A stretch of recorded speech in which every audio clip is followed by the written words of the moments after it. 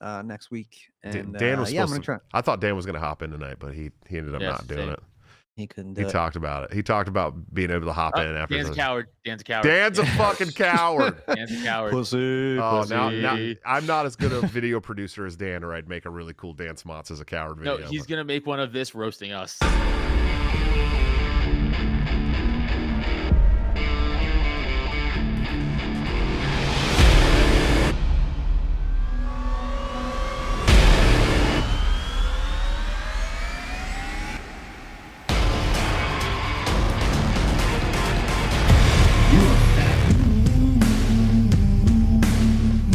No, that's all outdated. That's all old news. That's all behind us now. We're moving on. Onward and upward. Hey guys, welcome back to the least comfortable show on the web. The system is down, where we talk about all the uncomfortable topics like conspiracies, politics, religion, and I don't know, cowards, news, all sorts of fun stuff.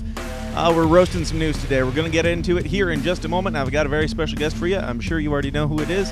And yes, CD, we might actually talk about conspiracies on this conspiracy show, unlike last night. But let's roll this intro. Let's give the people a few more minutes to get in. Go out there, let everybody know what's going on. Share the link. You've already seen this intro. It's nothing new, I promise. Let them know what's going on.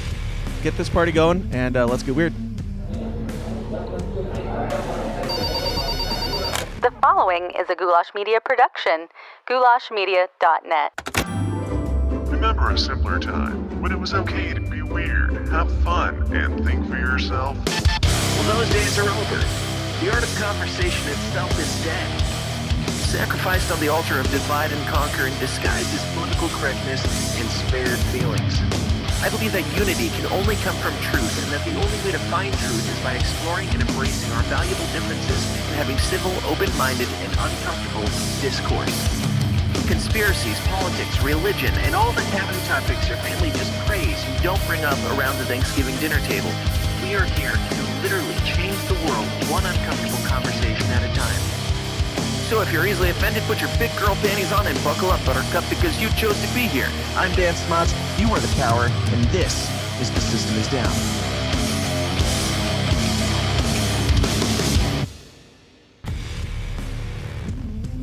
Yeah, that was the wrong intro. Oh well, whatever. That's not the intro I meant to hit, but it all works. By the time I realized it, we were too deep in. I was too committed to it.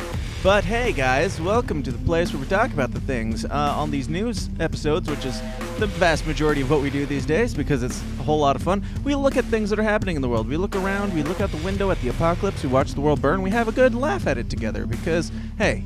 When the world ends, what else can you do but point and laugh at the king, point and laugh at the fire, point and laugh at all the ridiculousness that's in the world. That's what we're going to do. Before we do, I got to remind you guys about a couple things. And I'm sorry, I believe it's Patrick, who's not on this list yet. But my first and foremost sponsors of all time, y'all, the Downers Club.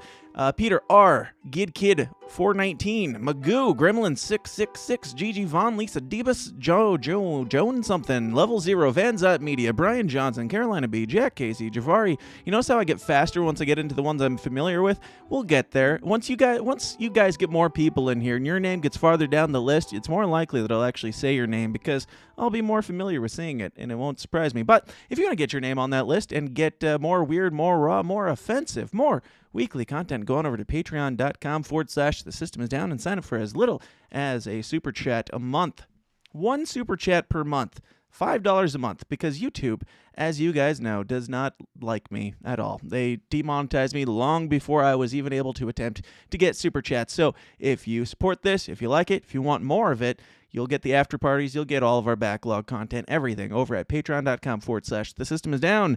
Sign up, join it, do it, be it, love it. All right. We are also sponsored by a couple other things. I also have a new sponsor that we're going to talk about, and I don't have a title card for him, so I'll just read this little ditty here. Our next and newest sponsor is Matt Miller, the artist whose work you can't... I'm not familiar with this either, so bear with me. It's small. Whose work you can check out at libertyportraits.com. He might be the only visual artist out there who paints portraits of famous libertarians and anti-establishment heroes. His collection of portraits include Murray Rothbard, Ron Paul, Ayn Rand, F.A. Hayek, Dr. Robert Malone, Dave Smith, and many, many more. many, many more cowards like Dave Smith.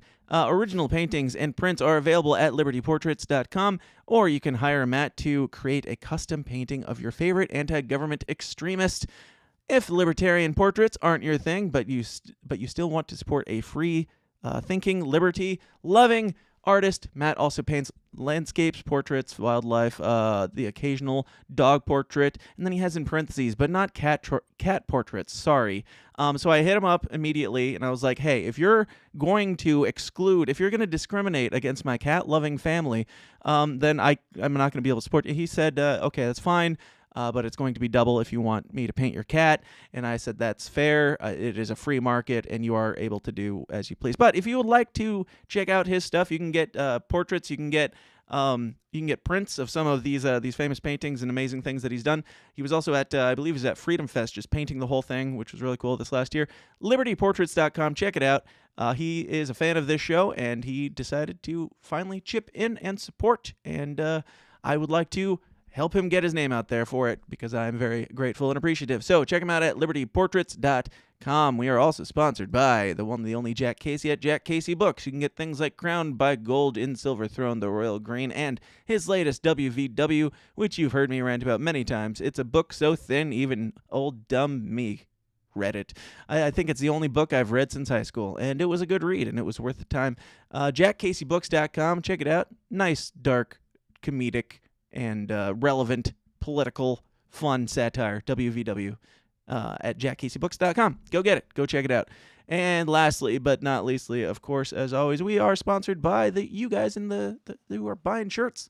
In thesystemsdown.tv/store, you can get wonderful shirts like the Ryle Kittenhouse Defense Attack Cats. You can get The Revolution Will Not Be Televised. It will be podcasted.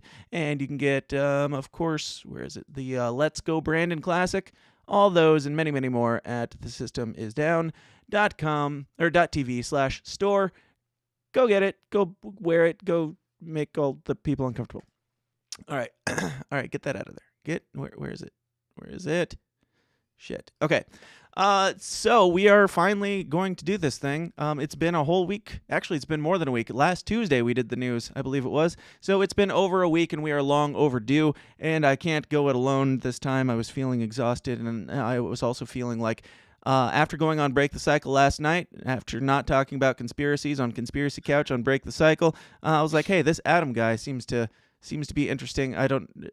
Still don't know what he thinks about conspiracies, but we're here with Adam Nutter, who definitely didn't get picked on in junior high for his name, did he? Junior high, my adulthood. It doesn't end, really. Today, obviously, it's still happening, but still happening. How's it going, man? How you doing? Good, dude. How have you been? I'm good.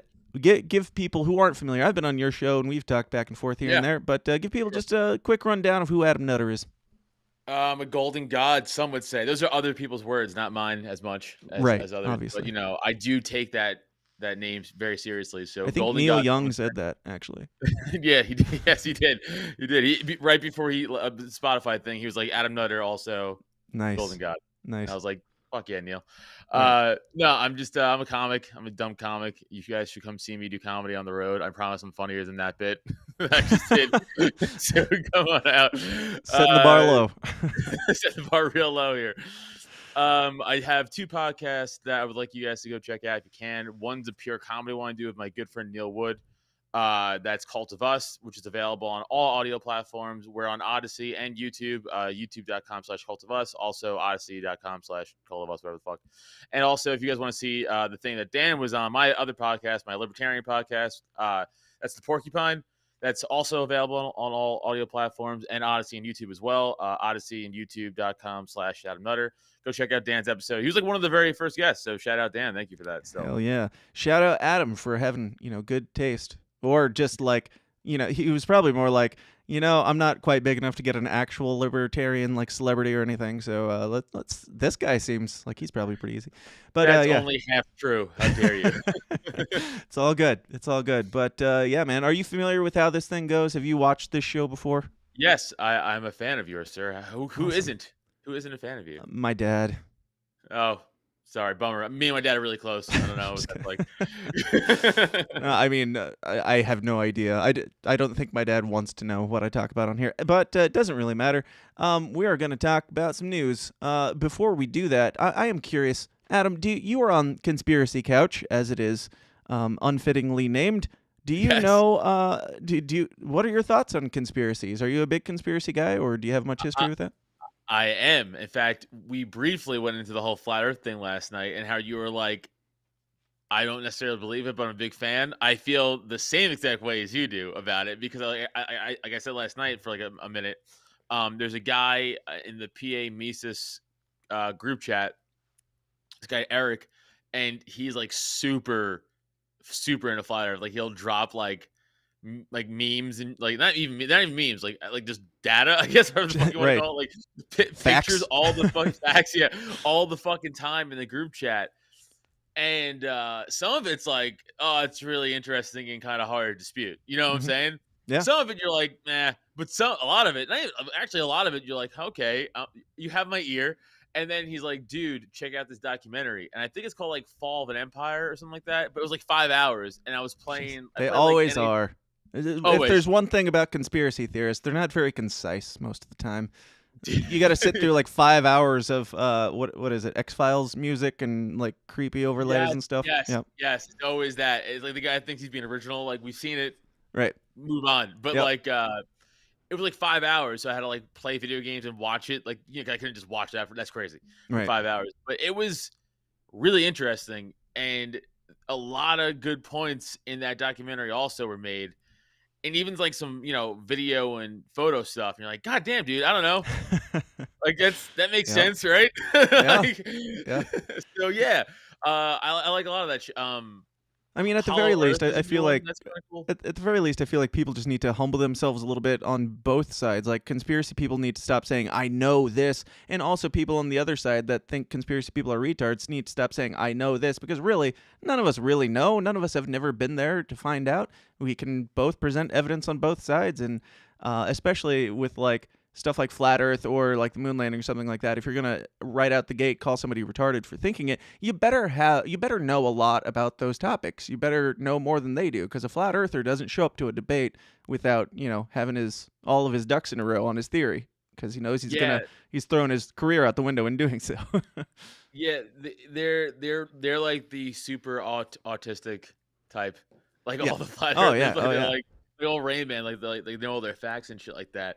Because again, even this guy Eric, I know, like he's super like, well, triangulation doesn't work in a globe theory. It would only work in a flat land. I go, maybe, sure, that sounds right. Right. Like, Exactly. I'm dumb. I don't Right. know, but that sounds like you know it. Right. So Yeah, that's my the thing. question, though, It's for like flat Earth- no matter how much you think you know, there's somebody smarter than you who disagrees with you. So at least hear him out on it. Like he's Yeah. clearly done more research on the topic than you have. Dude, I think my biggest question for flat Earth, and I didn't ask him this yet either, is like, well, what's wind then?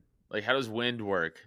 Well, what is I don't wind know. now, really? I don't know. Exactly. Like Like if we're spinning at a honestly, constant rate of speed, then that can't really impact it, because the wind isn't always going. So Yeah, no, but my bro science way of answering that is atmosphere plus spinning.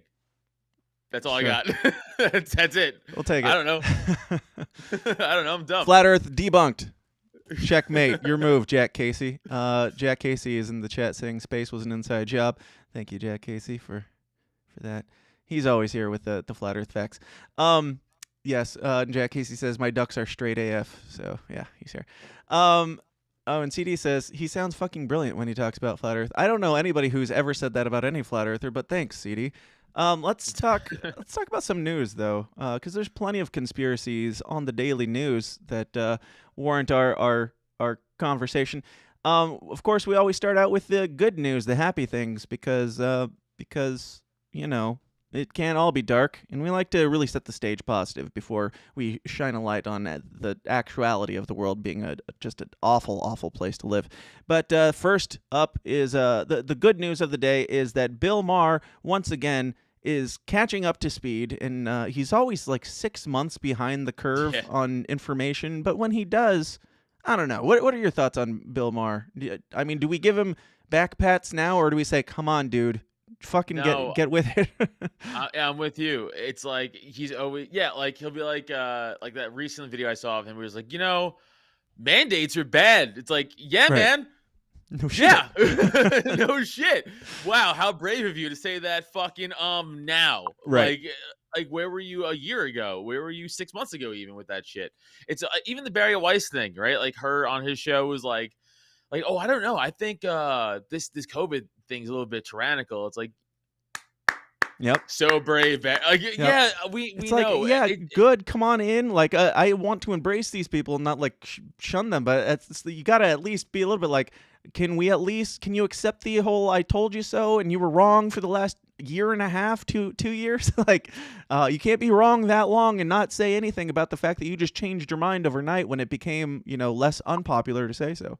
Well, that's the thing. Is like it's still better than not, I guess, turning the leaf, right? Yeah. It's Yes. better to wake up eventually than never wake up at all. Yes. But they don't deserve the praise because Bill Maher is more famous than us. You know what I'm saying? Right. Like you and I deserve more praise than Bill Maher. Like we have more balls than Bill Maher for saying the shit we've been saying with. I mean, we didn't not have nearly as following much Bill money Maher. to lose, but True.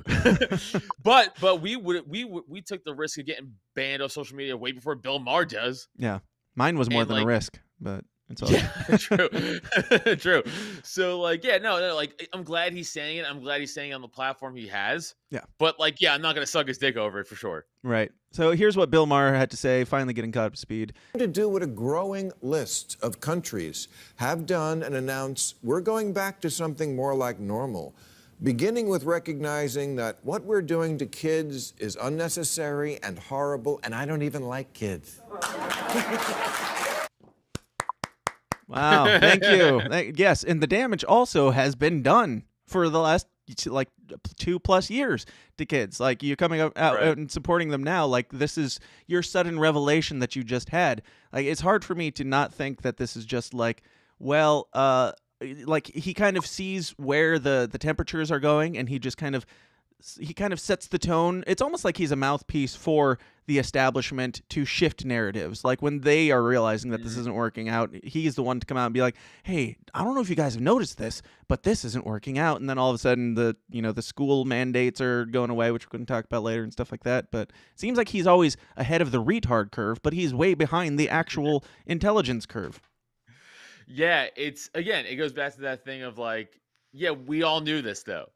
Like the mass shit. Like, oh, this is gonna fucking stop the deadliest virus of all time. Right. This mask that is barely on my face. Yeah. And by the way, I have the fake mask from the fake mask people, which is so funny because I've gone on multiple planes and no one Does it work? Yeah. ever stops you because it's a joke and a facade. Like the whole thing, like But Which I mean, the same with a bandana or something. It's still a joke and a facade, and it's obviously not doing Right. anything. And they were fine with that kind of fake mask, so why not? Of course, for the longest fucking time.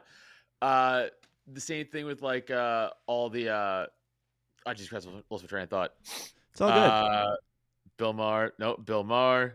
Speaking of Bill Maher, God damn it, where did my brain go with it? Fucking never mind. all I'll good. catch it up. I'll get to it. Yep. Stop me if it comes back. I will.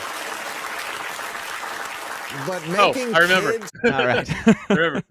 The kid Just thing, needed that which is- applause to rally you Jesus up. Christ, the kid Jogs thing. memory. It's like the comedian coming out of me. He's like, I needed to fucking hear a reaction to talk again.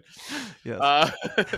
The kid thing. It's like they're like, oh yeah, we need to mask our children. We need to vaccinate our children to protect them from something that doesn't hurt them. Mhm. But when they talk about like child suicide went up, child depression went up. Like, oh, we don't want to talk about that. Let's not go there. That's too dark, obviously. That's not, it's not important. yeah. Or when John with the fucking John Hopkins just came out with the study, right? They're like, actually, in total, in America, the lockdown saved 4,000 people, but hurt 250,000 people. I mean, it's close, I'd say.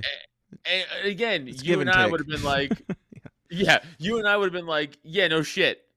Obviously, Right. those numbers add up that way. But like to like idiots, like again, Bill Maher 8 months ago or a year ago would have been like, no, we need to do this for the safety of, we're actually saving lives. And it's like, nah, because anyone with a brain and common sense and individual thought would tell you otherwise. Right. Absolutely. We've got some chats. Magoo says, being a lefty, complaining about leftism only to push progressivism gets nothing but disdain from me. Yeah, I don't know. I don't know. What are your thoughts on that, Adam? I wouldn't say Bill Maher's a progressive, though. Yeah, I would say he's like an old school, maybe an old school progressive. I wouldn't even say old school liberal. Like because he's anti like woke and PC culture, and he's like anti like cancel culture, and that which is like that's like the number one thing of the progressive left, right? Like, that's their thing is identity politics. Really, he's all they not have left to hang their hats on at this point. Yeah, like he fucking like he's not. Yeah, I wouldn't call him progressive at all, but I get the sentiment of what Magoo is saying. Like he's still in that world though, and he's still complaining about like who he. It's like, yeah, you voted for this though, right? It's not. It's not you're like not he going voted to stop. for fucking Trump, right? And he's not speaking out against the people who actually are doing this. He's speaking out against like, oh, just generally this is wrong, not like, hey, guy, stop doing that thing that's creating this to happen. Because if this was still Trump, he'd be like, Trump's fucking causing Yep. children to die, whatever the fuck they would say about him. But no one's like, Biden's pretty awful. Yeah. I know he says his rating's low, but like again, how long are you? How late to the conversation of that? Yeah, absolutely. We don't have to watch this whole thing. Let's watch a little bit more and see how brave we get. To have a COVID survivability rate of 99.98%, mask up like bandits. Unfortunately, the thing that's getting stolen is their education, their sanity, and their social skills. Uh-huh. A study this week from a professor at Johns Hopkins concluded that the lockdowns we all suffered through had little impact in reducing COVID deaths. Okay, that's kind of a big one to get wrong. It's especially annoying when he's doing his Bill Maher condescending, like, that's how I feel about you, though, Bill, because you're acting like this is like a new thing. And I'm just right. I don't know. Yeah, that was perfect. No, you said it perfectly. It's like that's exactly the faces and dumb sarcastic tones we made when we watched you assholes on CNN and shit, being like, "Oh my god, fucking, this is the mistake, huh?" And now they're like, "This is a mistake, huh?" Like, you don't get to do that. We get to. That, you that lost that you, privilege at least a year ago. Yeah. It was us to you. How dare you? Yeah. No, it's total bullshit. Total bullshit. But of course. That's where we live. Speaking of total bullshit, Nancy Pelosi is back in the news. She was. You're a sports fan. You're a sports fan. You watch the Olympics at all? No, you said sports, and that's gay. No, I watch the man sports where they just like wrestle and grab each other by the balls. Yeah, the real non-gay things. Yeah, that's right. I have a hill I like to die on for sport. What isn't considered a sport, and I have turned a lot of people to my way, but I also have gotten into a lot of arguments with people. What I consider to be a sport is something where the defense directly controls the outcome of the game. Okay. So, like, you it's need like NASCAR. a defense. Technically, yes, NASCAR. I hate saying it, but yes, NASCAR is a sport because you could crash into other cars and you could fuck with other cars. Right. But like, so not golf, swimming, golf, especially gymnastics, anything like that, where a judge gives you the outcome, or like even that's like just a performance. Yeah. Right. Even like in swimming, you're just swimming really against yourself. Yeah. Because the guy in the lane next to you doesn't control how fast or slow you are. Right? It's like Usain Bolt, like he was just ungodly fast. Mm-hmm. The other guy's training, Usain Bolt didn't like kneecap them. He's like, nah, I'm just evolutionarily faster than you. Like that's how this works. Yeah. You know what I'm saying? So like it doesn't matter how hard this other guy's trained or not. So that's not a sport to me. It's a competition. And also, I'm not saying that's easy. I'm not saying golf's easy. I'm just saying it's not a fucking sport. Sorry. I'm just saying it's gay. That's all. It doesn't have to be easy to be gay. Yeah, I don't watch any sports of any kind. I do ski, but I guess that's not a sport. It kind of is when I do it, because when I'm competing with somebody, I like to like swerve into them or like stick my pole under their ski and take them out. So that's in a sport. that way, yeah, I'm an athlete. I think that's a sport. I think you're, dude, world-class athlete in my opinion. Yeah. So crushing it. All that to say, you're not a fan of the Olympics, I would imagine. And going on in China right now, Nancy Pelosi just came out recently, and she said She was warning the athletes not to speak out against against China, CCP, and all that. She came out. Did you hear about that, first of all? 'Cause that's a little bit No, older I news. didn't even know that. Okay. Yeah, she came out and just warned them not to protest, basically, not to speak out against the Uyghur So concentration American. camps and all that shit. Yeah. So American. And so she, of course, got some pushback for that, and this is her more recent statement where she came out to explain what she meant by that. The Olympics opened this morning in Beijing. We wish our athletes well. We salute the... She becomes more of a deep fake every single day. Like, she's getting simultaneously older and younger, and I don't know how to feel about it. There's some sort of uncanny valley there that I can't wrap my brain around. Yeah, she looks like a literal lizard person. Yes. Like her eyes look like lizard eyes, and like they're not even hidden anymore. Like, it's crazy how they're propping her alive, like with the embalming fluid for like dead people. That's Yep. what it looks like. Yep. Got that adrenochrome. President for the diplomatic boycott that has been joined by other countries, and the approach that I support. As I wish the athletes well. I do not encourage them to speak out against the Chinese government there because I fear for their safety if they Bullshit. do. I'll remove all doubt about why I said they shouldn't speak out, because I fear for their safety. So I hope they're safe athletically, politically, and every other way. Does that sound cover. much better? I mean, No.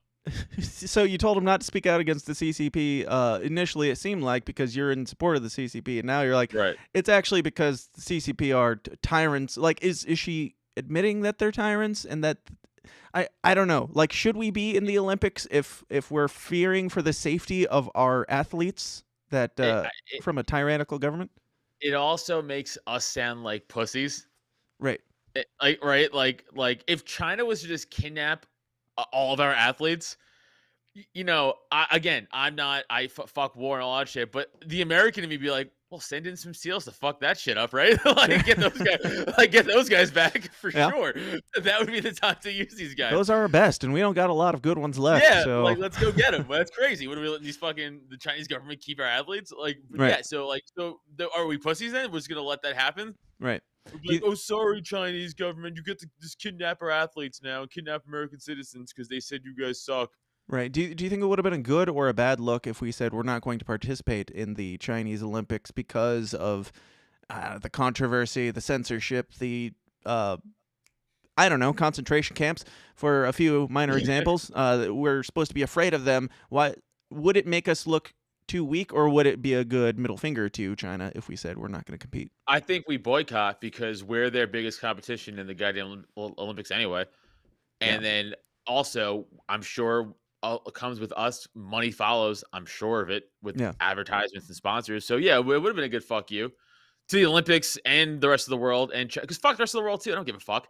So fuck them too. Like, you know what I'm saying? Like, who gives a shit? I don't give a fuck. Right. So yeah, fuck all of them. Fuck everybody. Yeah, we should have pulled. Honestly, we should have pulled and be like, yeah, fuck you guys.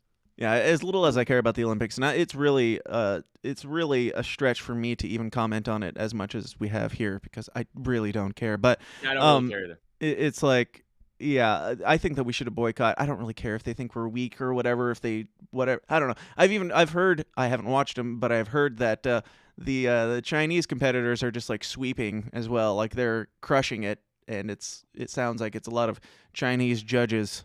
And yeah, it sounds like it's fixed, because when they were in the 08 Beijing Summer Olympics, same fucking thing. Really? All the Chinese had like mad golds. I was like, oh, really? Uh-huh.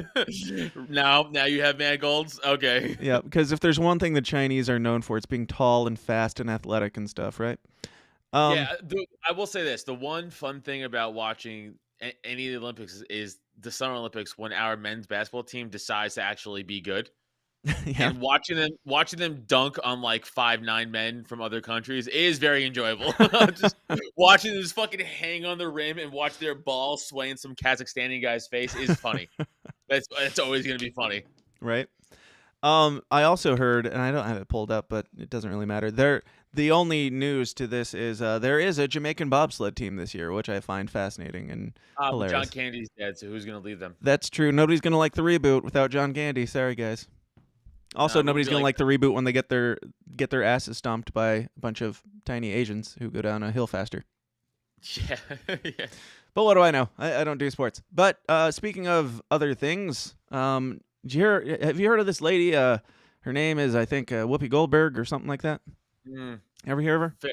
I've briefly. Yeah. Some of her work, maybe. Well, according to abcnews.go.com, so it's legit, Whoopi Goldberg was suspended from The View. Yes, I know my news is about a week old because this happened right after we finished last time, but we got to touch on it a little bit. And my only point to make here, because I'm sure you all know the story, my only point to make here is how many weeks exactly does it take to flatten the curve of anti-Semitism? Well, if it's the same as COVID, 2 years. Right. 2 weeks. Do you think her suspension will actually be for 2 years or the length of COVID? Is that how long it's going to take? Like, No. seriously, though, like, if she got suspended for anti-Semitic comments and they're like, well, you're going to be punished and we're going to kick you out for, I think 2 weeks is fair. Is she going to come back and be less anti-Semitic? Like, I'm not even saying she is or whatever. I don't really care about that. I mean, it's idiots arguing with idiots about stupid things. But what's going to change in 2 weeks? Other than Whoopi being madder than she was before and probably playing it safe for some stupid reason. Dude, it is kind of funny, though, when you kind of lay it out that way where they're like, hey, you said some fucked up shit about a genocide. Yeah. So 2 week timeout. But if you say some shit about ivermectin, you are banned forever. Yep. It's like, oh, so I could say something about a 40-cent medicine that'll get me banned. But Right. the complete Or like genocide Gina of people- Carano. And these Yeah. are both like, I think same overlord companies run them. Disney kicking Gina Carano out of The Mandalorian for saying, hey, let's stop being mean to our neighbors because that might lead to a Holocaust. Like, very Right. paraphrased. But nice things. And Whoopi Goldberg saying much, I mean, at least by the public standard, much more offensive things than anything Gina Carano said. And Gina Carano's not coming back anytime soon. So No, Gina Carano is also my first female MMA crush of all time. She's so hot. You guys gotta go check out early Gina Carano for all you fucking nerds out there. Go check her out. Yeah. I'm telling you. Way back But, they want to be interested because she's not wearing Star Wars uniforms. oh, true. That's what really But makes her no. hot today is Star Wars, not You're not her wrong. physical appearance. It adds to it. I'll Yeah. tell you, it adds to it. Yeah, but like, it's just dumb. Like all this fucking. Also, she is a comic. I'm a comic. I defend comics saying things. You know, I even though we don't align politically at all. Yeah. She defended Ted Danson back in the day wearing blackface. Yeah. And shit. You know, so like, yeah, I think I don't know, dude. Like once you get wrapped in the machine, like the cog. Yeah. That's it. You just lose all your fucking ethics and morals from before, I think. Like once you get the taste of that life. Hey, we're not like- talking about Joe Rogan yet. Hold on.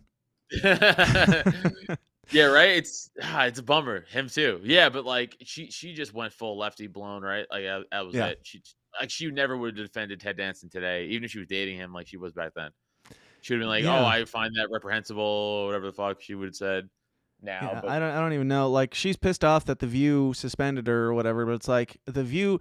So I don't think that they should have suspended her at all. I don't think like maybe have the conversation, maybe have her air it out on the show, and then maybe if she keeps going with it, like let her go because like suspending her in any way doesn't make any sense. Either what she said was offensive enough that she shouldn't be working there, or it's not too offensive that she shouldn't be working there, and then we should just have a conversation about it and be real humans. But I far be it from me to accuse The View of being real humans, having real human conversations. I don't know. I think it's dumb. I don't support cancel culture of any kind. But if a business doesn't like, stuff that you're saying on their network, then they should let you go. I don't know. I don't care. well, I think it was dumb when they were like, "Oh, we're looking for like a conservative chick to like balance out." Yeah. And I'm like, I don't know what chick is gonna want to go on that show. Right. And just get berated. I like how that's their definition of balance is like 4 angry leftists and 1 like watered down Republican who's just Republican in name and still gets like the shit beat out of him. Like that's their definition of fair and balanced conversations there. Like every time she's like, "Well, I don't think we should murder babies," they're gonna be like, "You fucking Nazi!" And it's like I don't think she's gonna be like super psyched about that. I don't know. Right. Yep. Absolutely. Speaking of I don't know, bullshit and black people. This came out earlier this week, and I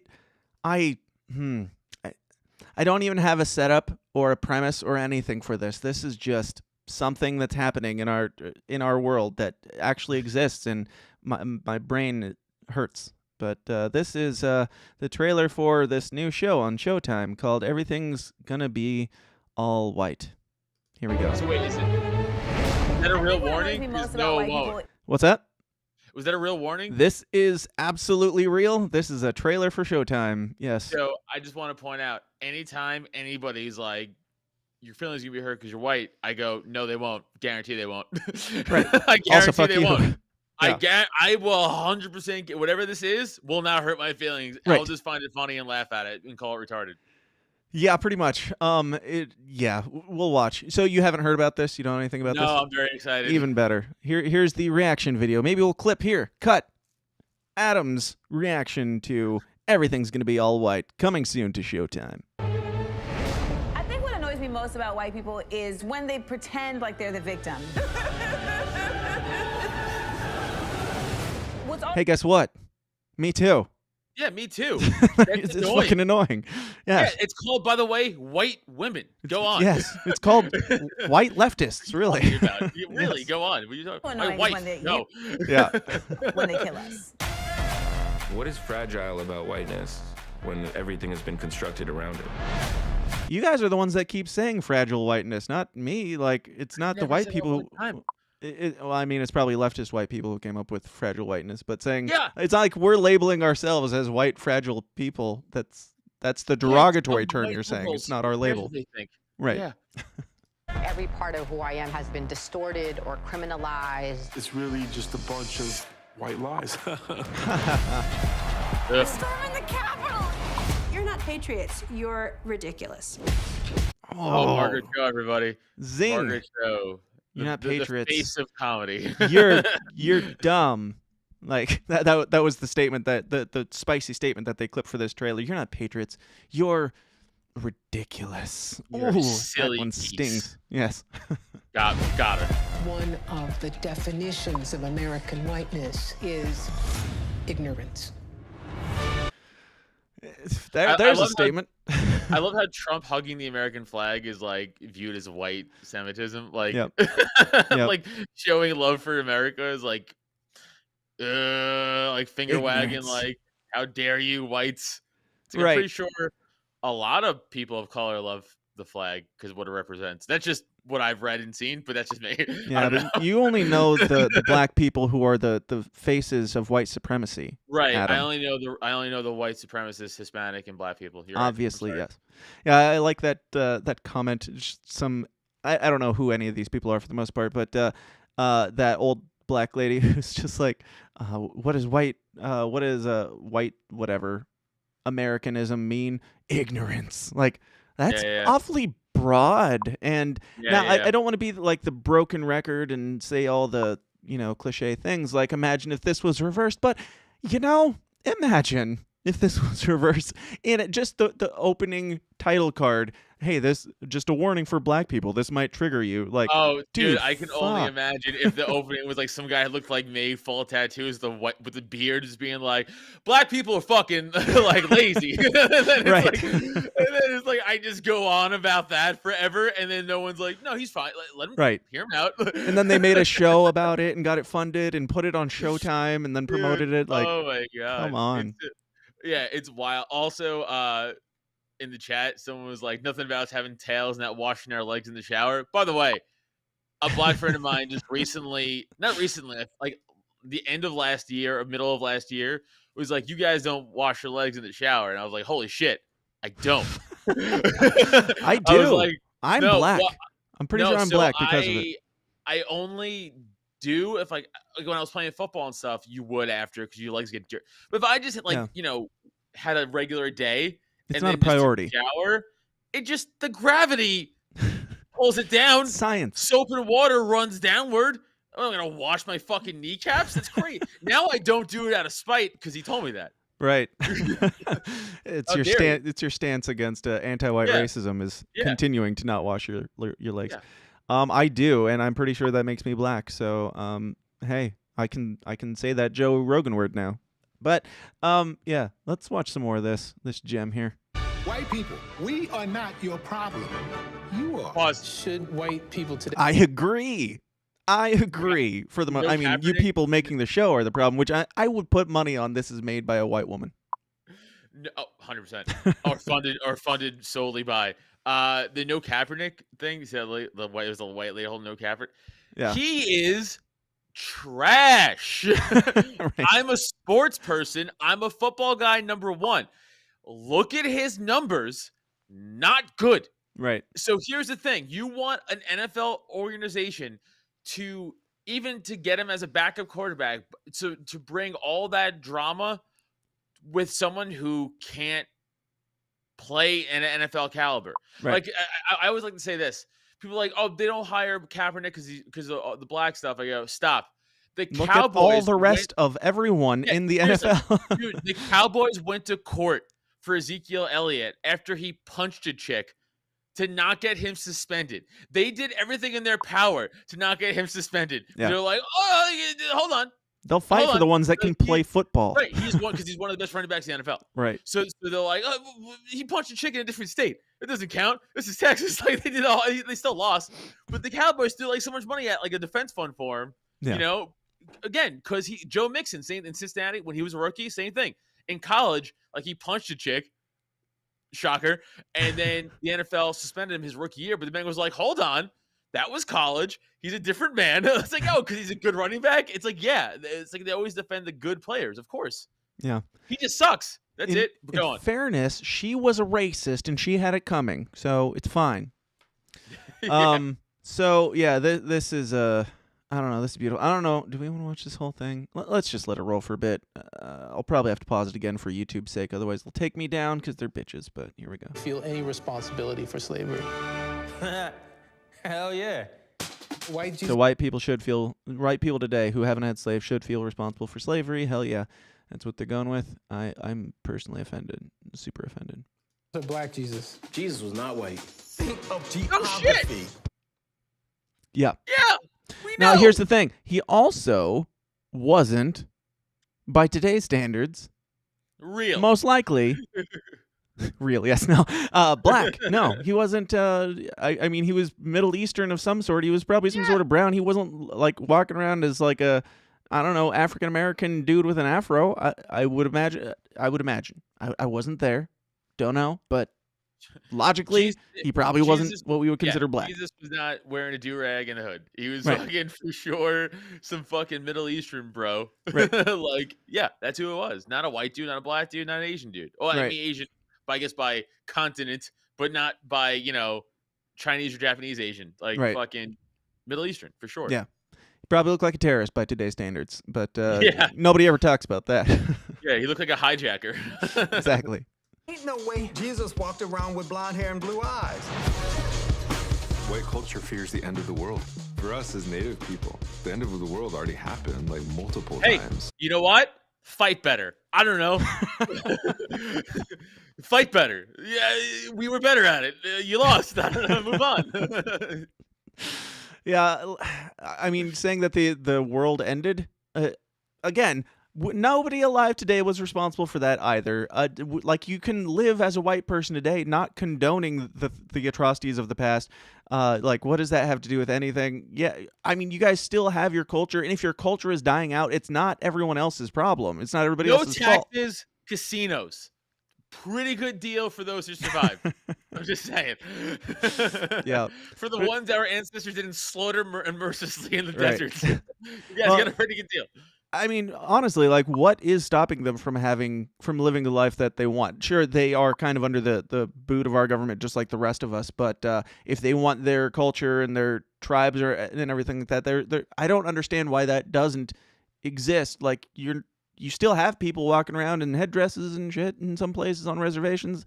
I don't know. It's just like, you're saying that your entire culture is gone, so revive it. Like, and imagine if it was a white dude saying our entire culture is being wiped out by stuff like, I don't know, everything's going to be all white. That's, very anti-white. Yeah, I'm pretty high, so let's get some. I'm going to start saying some crazy shit. Oh, shit. Let's get to the bonus. No. Are you going to say it now, or are you revving up? I feel it coming. I just Okay. feel something Just a I'm warning. going to see later on is coming. Yeah, Just yeah. a trigger warning. Right now. All right. I disavow Adam Nutter as irrational and repugnant. Just for future warning. All right, LP National. Symbols and monuments, these are mementos of racism. Bring that statue down. Put up a TCBY yogurt or something. Everybody can get behind. The truth has to be small. Can I this is a pure a comedy complaint. Okay. Make it funny. when Patrice when Patrice died, like he thought he was become like Patrice because they were cousins. Yeah. So like, but he sucks. Like Patrice is like the best comedian of all time and like one of the best thinkers of our time. And then you have Sherrod Small just being a fucking dumb cunt, and he sucks. I didn't even know who he was. I'll be honest. Yeah, and I know who Patrice is. Him and Kurt Metzger used to have this podcast called Race Wars, which was good because Kurt Metzger was on it. Cool. But Sherrod Small is just a fucking entitled douchebag. For anybody out there, fuck him. Go on. Yeah, he's not funny. So this goes on to say like from the POV perspective, which sounds like a porno. And there's not really a whole lot. We'll just jump to the end and see if there's any. I don't remember anything being all that interesting, to be completely honest. This is a wild place, y'all. It's a wild place. I know Harriet and Frederick be up there just like, what is they gonna do? I agree. I think the people that fought for civil rights are up there like, what the fuck are you guys doing? And I don't think it's in the way that you're thinking. I think it might have something to do with you making TV shows called Everything's Gonna Be All White and just making straight up racist propagandist bullshit for Showtime and calling it, for civil rights, basically. Like you're acting like you're the Harriet Tubman of Showtime by making this trash. Adam, dare I ask, do you have any thoughts? Yeah. so it is really funny because like when we were children, like in school, learning about like segregated water fountains and all that, and you're like, and they're like, this was the most evil shit ever, and you're like, yeah, it's kind of fucked up. And then you see like today, Adam was like, that's not bad. I was like, hold on, that would help. What about these segregated? Speed up those lines a bit. Some of these people standing in line are a little slower than others. Like, make one for women too, and then we'll just keep going. Just give me the.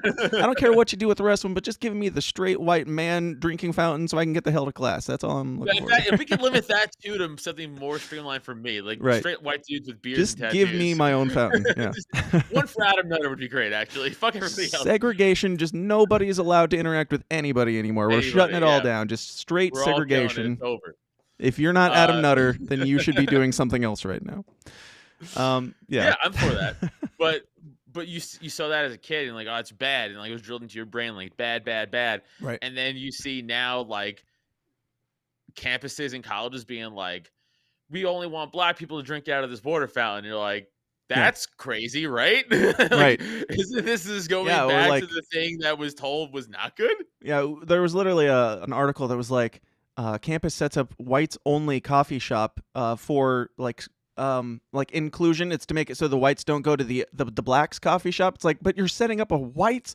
Do you hear the words coming out of your mouth? Right. Do you hear this description in honor of, or like to further racial inclusion? You're making whites and blacks only sections. Are you really that stupid, or is this something more malicious? Do you think this is something more malicious? Because I certainly do. Oh yeah, for sure. It's to further divide, I would assume, because again, we pay attention to ourselves. We don't pay attention to inflation and the Fed and the wars and Biden's awful job and all that shit, right? So like, let's keep arguing with each other is the obvious go-to. Yes, and in honor of racial inclusion and racial equity and stuff coming from Biden, he's putting in the work though. I gotta give him props for his racial equity of spending $30 million on crack pipe distribution to advance racial equity. I can't believe that I have to pay taxes or I go to prison. Like, that's crazy still to me. Like, isn't that crazy to everybody in the chat? Like, isn't that fucking nuts that we have to pay taxes to give crackheads utensils? Yes. But, like, I can't get, like, a free car. Right. Listen, Also, we're forced basically at gunpoint to give crack pipes to crackheads, but crack is still illegal. Like this is the weird libertarian. Yeah, Like oh it's my like they God. try and fuck Yeah. around with the libertarian That's sphere how- here because that's I'm how against crazy, yeah. giving Yes. social money to fund this, but I also wish that it was easier for crackheads to get their crack pipes or to get help or to get whatever, and they want to be thrown in rape cages for it. That's how broken my brain is from all of this. I didn't even think that it's crack, like it's illegal. Like they won't make insulin, like they won't give insulin out for people who need it. Right. But they're like, guys, please, we need spoons and It's for your needles health. Yeah. and aluminum foil stat. Right, Like, for your health. we need glass blowers to make tiny for crack pipes. Well, it's the same as, we have to lock you all in your homes and force you to wear masks and get experimental vaccinations for your health. But we're not going to tell you to go outside, get vitamin D, get exercise and energy and all that shit that actually helps. We only want the things that, help us. Like this is government's solution. Another government solution, an attempt at, it's definitely not pandering. It's definitely not pandering to certain crowds. Like you're handing out illegal contraband with taxpayer money in the name of helping people. How many of those motherfuckers could even vote? Probably. Right. Because they're probably Hunter felons. sure can. Yeah. Because they're fucking clear felons. Like, Yeah. It's like it's crazy. It's fucking so crazy. I do need everybody in the chat listening though right now to go to youtube.com/Adam Nutter and youtube.com/cultofus and subscribe. Do that. You Thanks. whore. You Yeah, whore. I No, it's all gotta good. I gotta catch up to you. The Jesus. 5-minute plugs. Yeah, it's all good. Now, lest we be like deceived or anything, 'cause some people were saying this wasn't true, that Biden, was pushing for spending $30 million on crack pipe distribution to advance racial equity. Surely that can't be true, says many people that don't understand how this works yet. So I wanted to double check. So I, of course, went to Snopes to get their hot take. Did Biden admin fund crack pipes to advance racial equity? Do you have any guesses as to what their answer is to this, Adam Well, Nutter? since Snopes sucks Hillary Clinton's cunt, I'm gonna say they said it was false. Mostly false.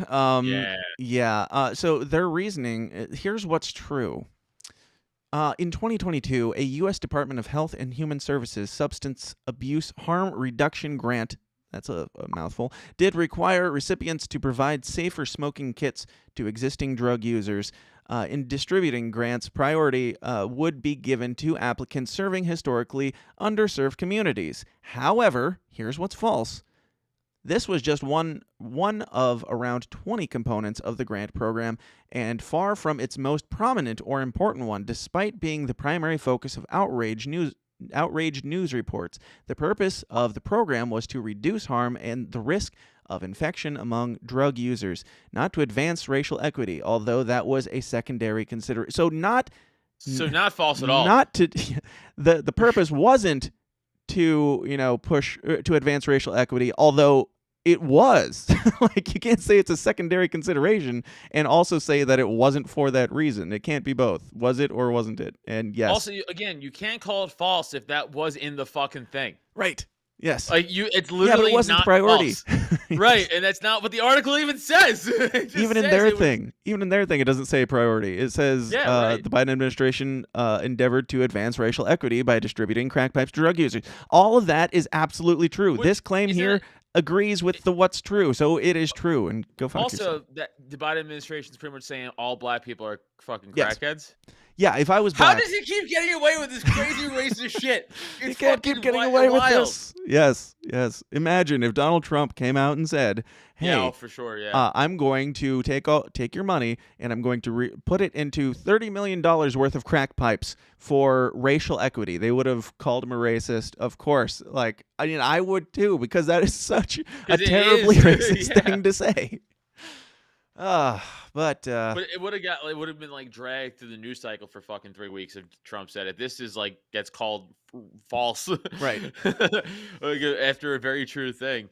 Yep, and of course everybody's like, "Was this they finally gave Hunter Biden something to do, and this is what he came up with?" And yeah, it makes sense. Now there was this is not really related. The guy's black. That's how we'll tie it together. because I like to segue. Also, speaking of a black person, from hiphopdx.com. Anonymous? Yes, so you know it's legit. Hippopotamus? Rapper who used Capitol insurrection for album cover art recommended for one of the longer sentences. So this guy was at the Capitol. That's a sick incident. picture. Right. Yes. That's a really cool picture. Yes, we're just going to jump straight to the video because they kind of do the explaining, and then we'll just make fun of them for explaining it in their own way. So, dude, that's a great fucking album cover. I don't give a fuck if you are against it or not. That's I know. That's like objectively, that's fucking cool. I know, and that's the thing. Like, they're going to go on and they're going to talk about, like, oh, I'll just let it play, and then I'll give my comments. Let's not get ahead of ourselves.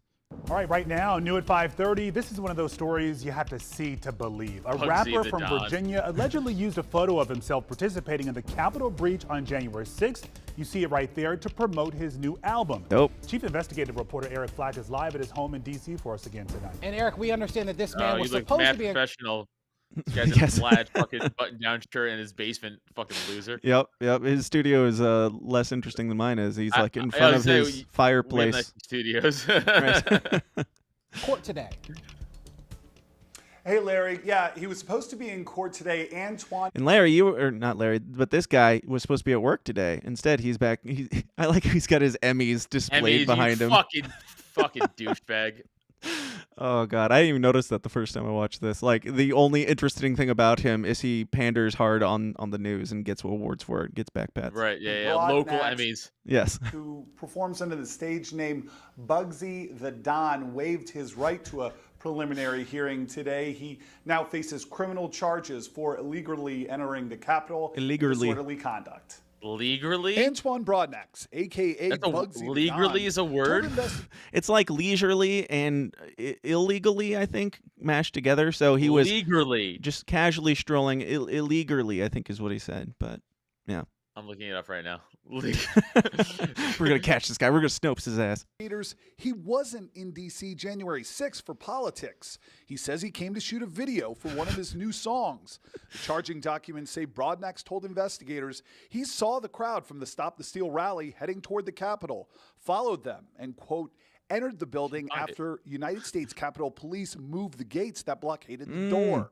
I like how he points it out. He says that they moved the gates and let him in, and I love this guy, frankly. He's like, I didn't give a shit about the politics of any of this. I saw a video opportunity, I saw a crowd, and I saw something that would make me look like a badass, and I went there and seized the moment. And I'm not going to lie, if I was in the area and I had like video stuff with me and I had a song I wanted to promote, I'd be like, hey, I'm going to go stand in this crowd. Film me while I sing my song. Yeah. Do the fucking shout out pose. Yep. To get a sick picture in front of it. Yeah. So he went into the Capitol and he walked around for about 40 minutes, and he was literally just filming a music video and taking pictures for his promos and stuff like that. And he's getting one of the longest sentences of all because he had the gall, the audacity to use a picture of him sitting on, I think it's a SWAT car in his album cover. So he's got like 2 years, I think, or 21 months behind bars for literally just being there, sitting on a car, walking in and shooting a video while all this chaos was going on. 2 years in fucking prison because of a bullshit thing that a feds let happen. Yes. That's fucking why do you wild. think he's got the longest sentence? I mean, I lean towards it's because he's kind of gloating about it and making a mockery of the whole thing. And like, you can't just go, if this was a dangerous insurrection, people wouldn't be going and shooting music videos and taking, promo shots of themselves or whatever. I think it kind of goes against their narrative, and that's why they're really putting the crack down, because this guy's kind of celebrating it. My favorite is like that meme was like, it was a deadly insurrection, and it showed like the old lady holding like a flag like in front of like the statue. It's like, yeah, man, of course, like it's such a joke, dude. Unfortunately, one of my best friends, who we're not close anymore because of all this stuff, he went super hard lib and just fucking went off the deep end. I've got a few of those. And he, we grew up literally 3 houses down from each other. Like, he was in my wedding, like a really good friend of mine. Like, we grew up, we literally grew up. I was 10, he was 9. Like, we grew up, from each other. And like, he went into like the professor route like the brainwashing academic route. Yep. Yeah. And he just, the more he would in that, just the more and more people he met, the more and more, where he was one of the people who was like 9/11 wasn't, this was worse than 9/11, like for real believes that. And I remember laughing in his face and be like, dude, you're a fucking crazy person. Like, this is crazy. Like, this is crazy. Right. Crazy. And that then, like, from the people who say the numbers don't lie. Check the science. Like, let's check the numbers on how many people died in 9/11, allegedly, versus how many people died on January 6th. Because, again, he goes, even though the loss of life, obviously, on 9/11 was worse, is what his words were. You know, it's like, of course. Like, let's hear the second half of this. You know, by the way, I bring up what was it? A bigger attack on our democracy or something like that? Yes, yeah. of course it was. Yeah, because they were so close to getting that democracy. Right. Just one more smashed window and one more smashed podium. window would have got there. Yeah. And then I brought up, I'm like, the only person who died that day was somebody who was climbing through a window who got shot, who was unarmed. Right. And he was like, who? Ashley Babbitt? I was like, yeah. Then he says, good fucker. There should have been more of her. Because that's what they think. They don't value life.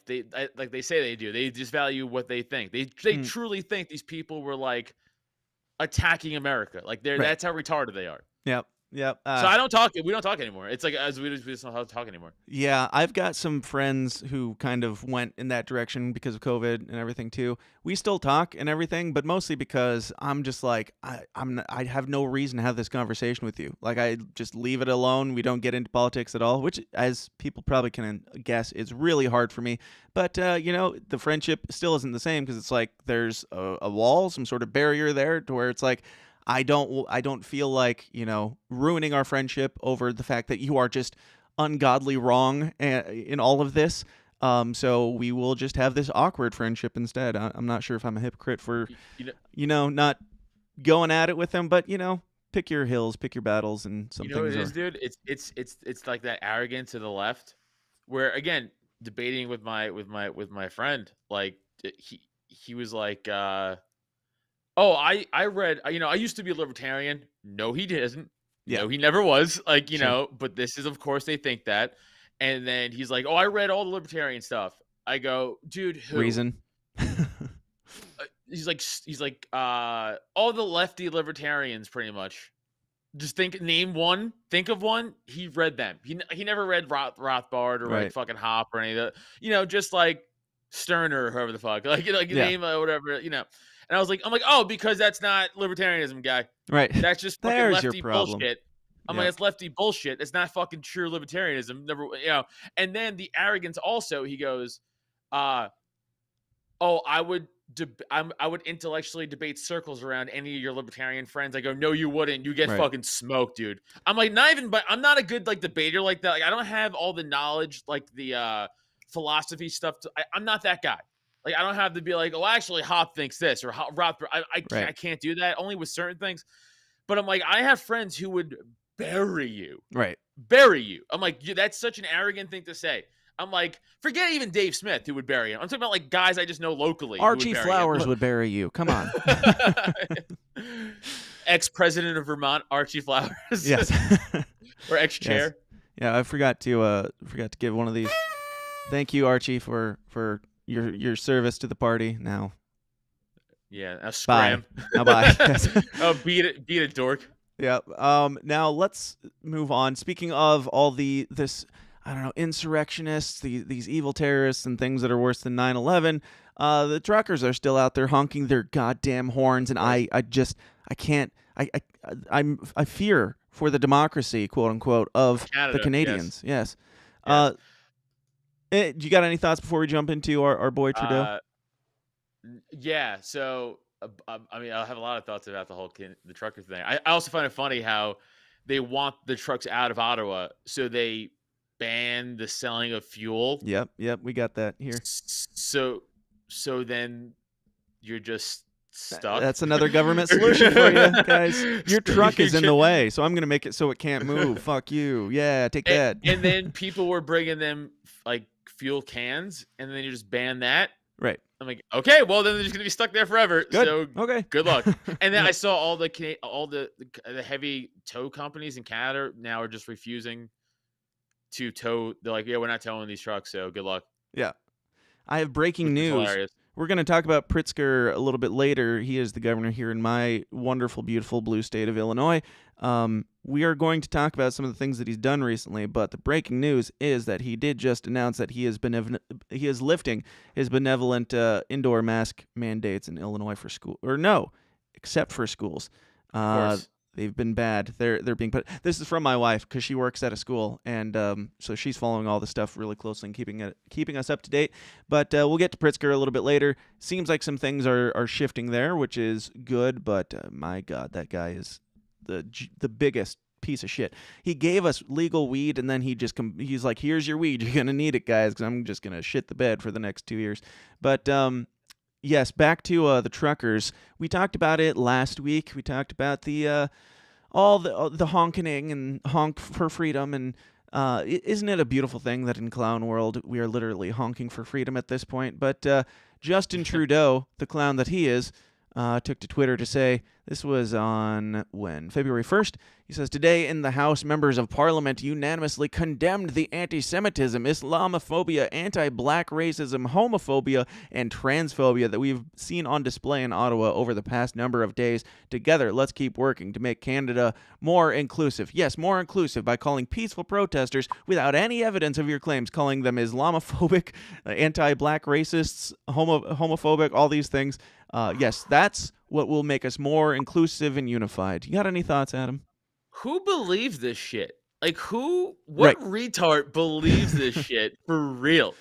Because, like, I said it on Smith's show last night, but, like, you know, that speech that he did where he's like, we have to stop the anti-fascist right wing, and then it's like a cut to, like, the convoy. It's just like, again, people cleaning up litter, like people feeding the home, people playing like songs and hugging and being like welcoming to everybody. It's like, and it's funny too because they said all the trigger words for the dumb woke left that they want to hear. It's like they got their whole 3-page dictionary in there. Yeah. It's like anti-Islamophobic, check. Transphobic, check.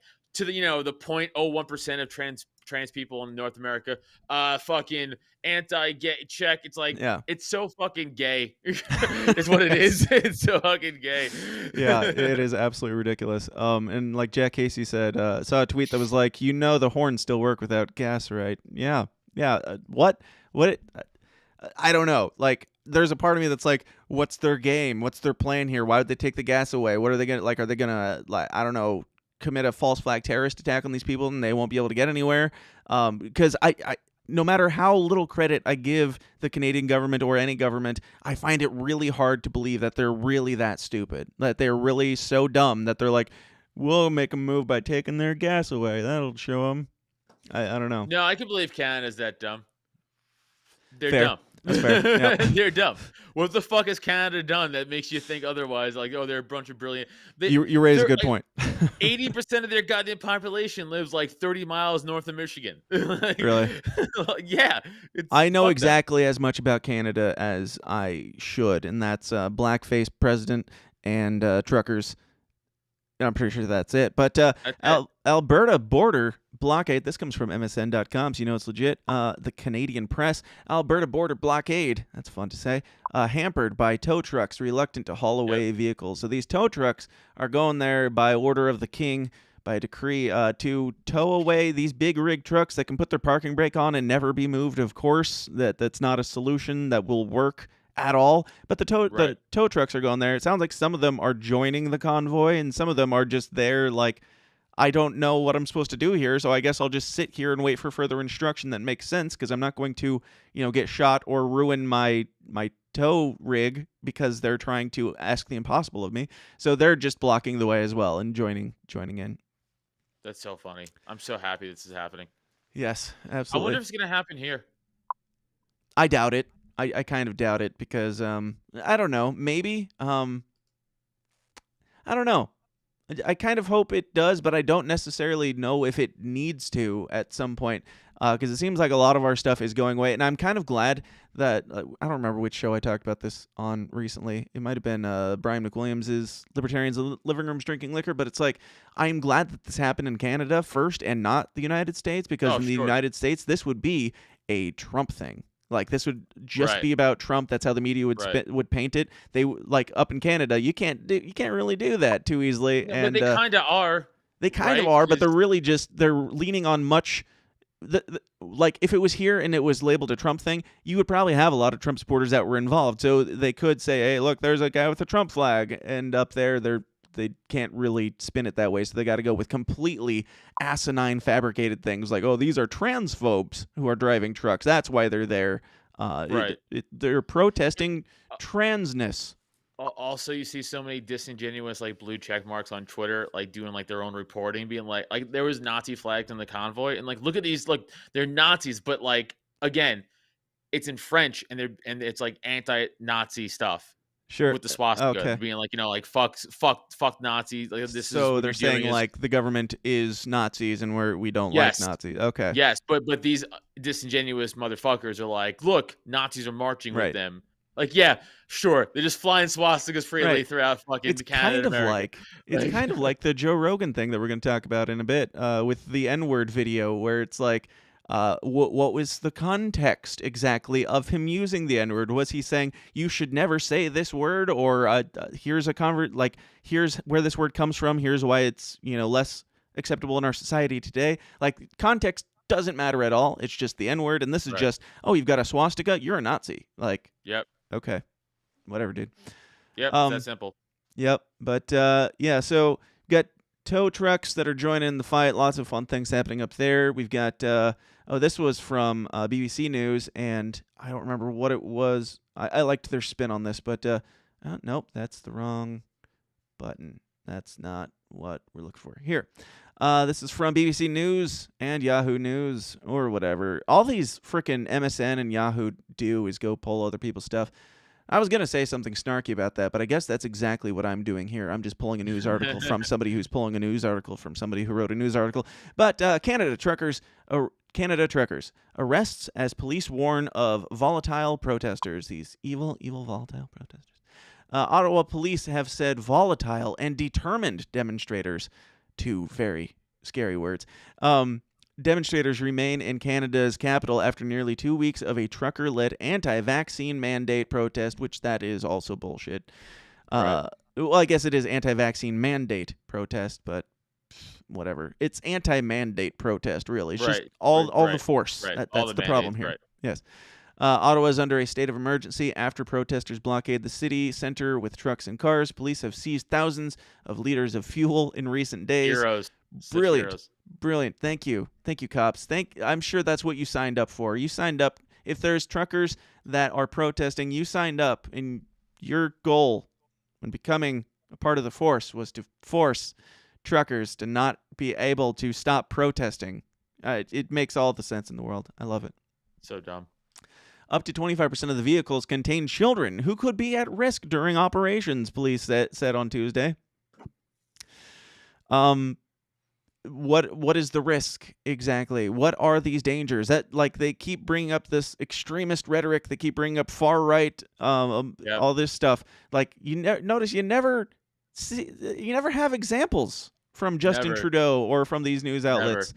Just take them at their word. I never heard an audio clip. They just say it, and people go, "Oh, look, fucking Nazis at the border." It's like because politicians and the media are known for being the most reliable and trustworthy sources. Just take them at their word. If they said it happened, you don't need to see it happen. They told you it happened, so it happened. And there have been a couple things that have come out that seem pretty dangerous with these truckers. This is a trucker who shared this video that we'll watch together. It's just about 2 minutes long. And when we were in Port Hope, it was hundreds and hundreds of people heading to Ottawa, but there was a lot of people that couldn't make it, so they brought food and all kinds of items for the truckers and whatnot, and we're asking people to take it up there. So we took a few bags. I just got overwhelmed. We opened up one of the bags to see what they had in them, and I got punched in the heart. It was a snake. It was a coiled up snake. Came out and punched him in the heart. These people are actually aggressors and attacking. He got nothing. Wait, that's not real. I'm making a joke. Thank you for. No. I'm confused. I'm confused by what this guy's saying. That I'm just lost. Okay, so he said we haven't actually gotten to anything here. Don't sorry. worry. It's all good. Sorry, It's all good. I was so lost. I was like, wait a minute, did I miss something? No, in this just guy's laugh. Story? Just if there's a pause, just laugh and assume that I said it. Got it, Trust okay. me, it makes sense. It's all good. Okay, we're good. Whoever these people are, they had their kids do up a bag with a cookie in it for the truckers, and they attached a note with it, put their artwork on there. Sorry, I'm getting emotional again. I'm going to show you what it was, and this is why we're doing what we're doing. Some little kid made this. Reach for the stars, we believe in you. And there's a picture of the truck. I got the joke now. Inside of it, they left a note. What are the notes that suck my dick? Get out of here, racist. Dear Mr. or Mrs. Trucker, it's really awesome that you're standing up for human rights. I'm only 11, so I don't know much about it, but I'm only 11, so it's small, I believe but what's suck happening is wrong.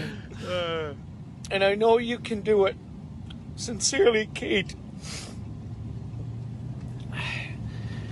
And she's got a cookie in a baggie for a trucker. One cookie.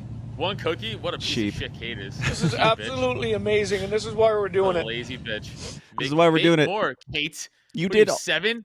Get in there.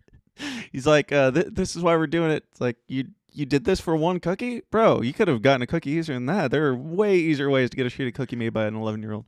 There are probably All you women parents out out there there willing to that- jerk you off. What's that? There are probably women out there willing to jerk you off over this. You get one cookie from a child? Jesus Christ, you're shooting too low. There you go. Know what's going on. God love you for letting your kids know. I'm going to sign off. Please just share this everywhere. This is amazing. Done. You got it. You got it, bud. CD says cookie Nazi. Yes, that's the children are I would imagine some sort of terrorists or insurrectionists to be. They're lending aid to terrorists through cookies. So, yeah, that's the scary guys. Scary guys that we're supposed to be afraid of. My wife just got a bunch of Girl Scout cookies because she's also. Do you know how much terror you could fund with that? Dude, I ate so many Girl Scout cookies the last 2 weeks. Been killing it. Thin Mints fucking rule, dude. Yeah, they do. I mean, they are overpriced, but Magoo says sincerely, Kate. Yes. Now we're gonna move on. Did you have any other thoughts on this insurrectionist trucker convoy? I mean, my final thoughts are obviously good on them. Keep doing what you're doing, and yes, if we can come up with some sort of viable thing to do here in America, we need to stop getting shown up by French people and fucking Canadians, for the love of God. Yeah, 2 of the gayest cultures. Right. Who are definitely not as cool as us. No, I mean, it seems to be working already a little bit, right? Like, I know, was it Alberta already walked back, I think? I'm not sure. Like I'm not One of the sure. provinces just walked back their shit. So it's working, so just keep at it. So we don't have to do it. How much? I didn't have the latest. What did they walk back exactly? Was it everything? I think they walked back. Yeah, I think they walked back the vaccine stuff. Nice. Speaking of the vaccine stuff, let's go back. Let's go back to March 24th of 2020. And just there's this clip that's been kind of making the rounds lately. I would say it is dangerous misinformation. It is medical. Racism, I'm pretty sure, is the only way I can describe it. I don't have a there's no video, but this is from Dr. Fauci just a little over a year ago. Or 2 years ago. I don't know. Time has no meaning anymore, but here we go. Dr. Fauci, the president has brought up, and we have read about cable news folks have brought up fucking radio hydroxychloroquine. And yes, he is a certified radio douche. Yep. Oh, it's so annoying. Like, Dr. Fauci, tell me, what do you think about hydroxychloroquine? Exactly. Chloroquine, the malaria. It's so like annoying. it's like Anchors, where it's like an alien trying to do their best human impersonation. Yeah. Like why It's like is mimic. this the norm? Yeah. I don't know. Drug and mixed with antibiotics like Z-Pak and others that may be a real promise. Where does that stand right now? Are you optimistic about that, given what we know right now? If you missed it, this is like the when hydroxychloroquine was just coming out as this new thing, and there wasn't the controversy around it yet. So he mentioned, I think we were talking over it, but hydroxychloroquine is the topic at hand here. Now. Well, as I've said many times, the data that indicate that are really anecdotal and not proven. What the president and others were saying is that there is a possibility that it might work, and in order to just give some hope, let's try it. However, I have said, and I continue to say, that the only way you're going to prove something works, namely is safe and effective, is by doing a controlled trial that gives you definitive data.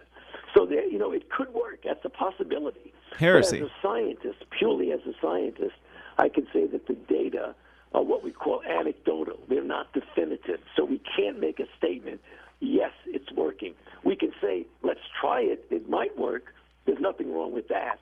But make sure we try it under the appropriate conditions. If you're a doctor listening to me right now and a patient with coronavirus feels like maybe they want to try that, and you're their doctor, you're not Anthony Fauci, the guy running the coronavirus task force right now, would you say, all right, we'll give it a whirl? Yeah, of course. I mean, particularly if people have no other option. Oh, so you're saying that it's fine for people to use experimental things like hydroxychloroquine, or fast forward a little bit, maybe, I don't know, horse paste or whatever they're calling it, ivermectin. It's just crazy how his entire narrative has shifted in the course of 2 years, where it was like, well, I'm not going to say it works because we don't have a test. Like, that's all fair and good, whatever. But he did say, if I was a doctor, I would prescribe somebody hydroxychloroquine if they were asking to. And now it's like complete demonization of anything outside of a vaccine that clearly does not, at the very least, does not do what they say it did. Right. Well, how about the whole fucking mask thing? Remember when he first came, he was like, don't buy masks, they don't work. And then it's like, masks are vital, and then of course they never were. Again, right? Masks are vital. I think he went back again. He teetered on no masks, and then it was like 2 masks, and then maybe 3 masks, and now it's like, hey, you still got to wear a mask even if you're triple vaxxed and boosted. And now all they're that like, shit. well, actually, cloth masks don't work. Oh, they don't? No fucking shit. Again. We also had like a year ago Joe Biden saying, "Hey, if you got your vaccine, that stops the pandemic in its tracks, and you don't have to wear a mask anymore." And then like a week later, they're like, "Hey, just wear your mask. Just put your mask on and get vaccinated, and just comply. Get on your knees and grovel, please." And then we'll still just keep doing the same thing to you. Yeah, it's wild, dude. I'm so glad I'm not vaccinated, and like I'll never back down to it because I don't have to. Because thank you, comedy. Like, as long as I can just keep going to venues that like are cool and people are willing to see me, then it doesn't. And plus the podcast, it doesn't fucking matter. Yeah. Like I don't have to. I don't have to go into New York to do comedy. Right. Like where are you at again? I'm right outside of Philly. Okay. In Bucks County, which I can't go in Philly either anymore. Sure. but the truth matters. Like, does that hurting me a little bit? Like, sure. Like not going to New York, sure. Like, but like not. It's not hurting my money. Right. That's hurting just like connections and like stage time. Yeah. Right. But like, I'm not. If you're doing comedy in New York, unless you're a bigger name, like you're not making fucking. Is there anybody doing like underground comedy, like in the city, like just going in and being like, "Hey, we're gonna pack out we're gonna rent a venue and not tell anybody what it's for, and then have a last." I'm just curious if there's anything going on like that in your community. No. Not yet. That's definitely not happening in New York. Wink. Got it. Check. I'm glad to hear you're complying like a good little soldier. Wink. Speaking of good little soldiers who fight for our health and our wellness, this next person, unlike Kate, KKK Kate, who sends the cookies to fun terrorists, this is a good little soldier here. This comes from Hilaria Bryden-esque. Who cares? She says, our 5-year-old son Jasper has been upset since Joe Rogan forced Neil Young off of Spotify, and this morning we found this on his door. Spotify is literally killing people. They must bring back Neil Young and make Joe Rogan apologize. And there's a note on this kid's door that says, I am not coming out until Joe Rogan apologizes to Neil Young. Boycott Spotify. This from a 5-year-old. I cannot believe how how woke these children are. It's amazing to me that this 5-year-old is not only able to have this sense of what is happening in the world of social injustice, but they're able to write so young at such a young, or write so well at such a young age. Adam, you got any thoughts on this brave boy? If you're an adult who believes a 5-year-old did this, then you still believe in the Easter Bunny also. Exactly. Because that's crazy. I can't believe that anybody is so stupid that they would post this online. Honestly, but it happens all the fucking time. Like, how many of these do you see where like someone's like, you're gonna get famous for all the reasons you didn't expect, lady? I'm sorry. It's like I've seen so many tweets of people like, Donald Trump said this, and my 5-year-old was like, "Mom, when will the world not be racist?" And that's why my favorite is like parody of those memes where it's like, me and my child dropped to our knees and we hugged. It's like those are always make me fucking laugh because like they're so fucking dumb and fake, and like you're such pandering to a dumb woke small majority. And you're just getting roasted by the majority, and you don't even realize it because you're in your own fucking echo chamber, you fucking dummy. That's their target demographic, though, is people who are stupid enough to buy into this bullshit. And they're like, by the way, that looks like an adult faking a note as a child, exactly, by the way. Exactly. It's That's like, exactly what I would write. That's how I would write it. I'm surprised there's not like a backwards R or something, just to be like, oh, it's so cute. But they're or like a heart around the eye or something. Yeah, this is absolutely hilarious. Magoo has some funny. He put in the chat, "Please clap," which always takes it the Jeb Bush thing. Yes. Please clap. That's the funniest fucking. That's one of the funniest fucking like videos ever. I just got that as like a I don't know, like 3 years ago or whatever, like a thing that pops up in my Facebook for my memories, and it was me making fun of Jeb Bush's "Please Clap," and I was like, oh, that's such a beautiful moment in our country's history when the dweeb that would be king had to ask for applause after saying, just a bunch of neocon bullshit. He's like, please clap for me. I'm dying that's here. Like me being on stage and then bombing and then looking at the audience and be like, what please is laugh. wrong with you guys? Yeah. Please laugh. And then people being like, ha ha ha. Like that's crazy. Just like eat your bomb and just move on. He has to. That's the thing that politicians who are like in the spotlight a lot should learn from comics. Like learn how to move on from a bomb. Right. Like they just dig their heels into them hard instead of like trying to. It's not their fault that they didn't laugh. It's your job to make them. Right. But, exactly. That's a young comic thing or an egotistical comic thing that I hear a lot. Mm-hmm. Like, by the way, sometimes it is the audience, but it's like not usually. Sometimes it is though. Like I've done shows when where it's somebody else doing it. It's definitely not the audience's fault, but anytime I do it, I feel like I always feel like it was a bad night. It was a bad night for audience intelligence levels. It's not my fault. No, I've done shows where like one comic will come off stage and be like, oh, this crowd sucks. I'm like, yeah, okay, I'm sure it's just you. And I go up and I'd also not do well. I'm like, this crowd sucks. This crowd's bullshit. You're right. He was right. Jack Casey says, I'm going to make a parody account of a fake 5-year-old who just says based effed up. I don't know why I'm censoring myself. Fucked up shit about all the other fake 5-year-olds. So it's just going to be there to troll other 5-year-old accounts. But you have to say like a 5-year like please and like and like spell it out like that, like words like that, like help. Like please stop queuing my family, Donald Trump. Yeah. Please stop honking. It hurts my ears. Yeah. Anyway, moving on. Speaking of children, Neil Young. So the big thing with Neil Young and Joe Rogan was Neil Young didn't like Joe Rogan's anti-science take on things. He thought it was dangerous and evil and everything. But, of course, the autistic internet, being as beautiful and wonderful as it is, found that, health experts respond to Neil Young's stance on GMOs after anti-science hit on Joe Rogan. So this guy doesn't like genetically modified foods and things. I don't know about you, but that seems pretty anti-science to me. It does. Yeah. Also, the fact that isn't half his music owned by the Pfizer dude? You're not supposed to talk about that part, right? So, like, of course, he's coming out about like the again. Also, Denny kind of I think nailed it on the head last night when he said he's like, look at how they're attacking Rogan. Like they came out with the science thing, and that didn't work. Now they attack him with the racist thing.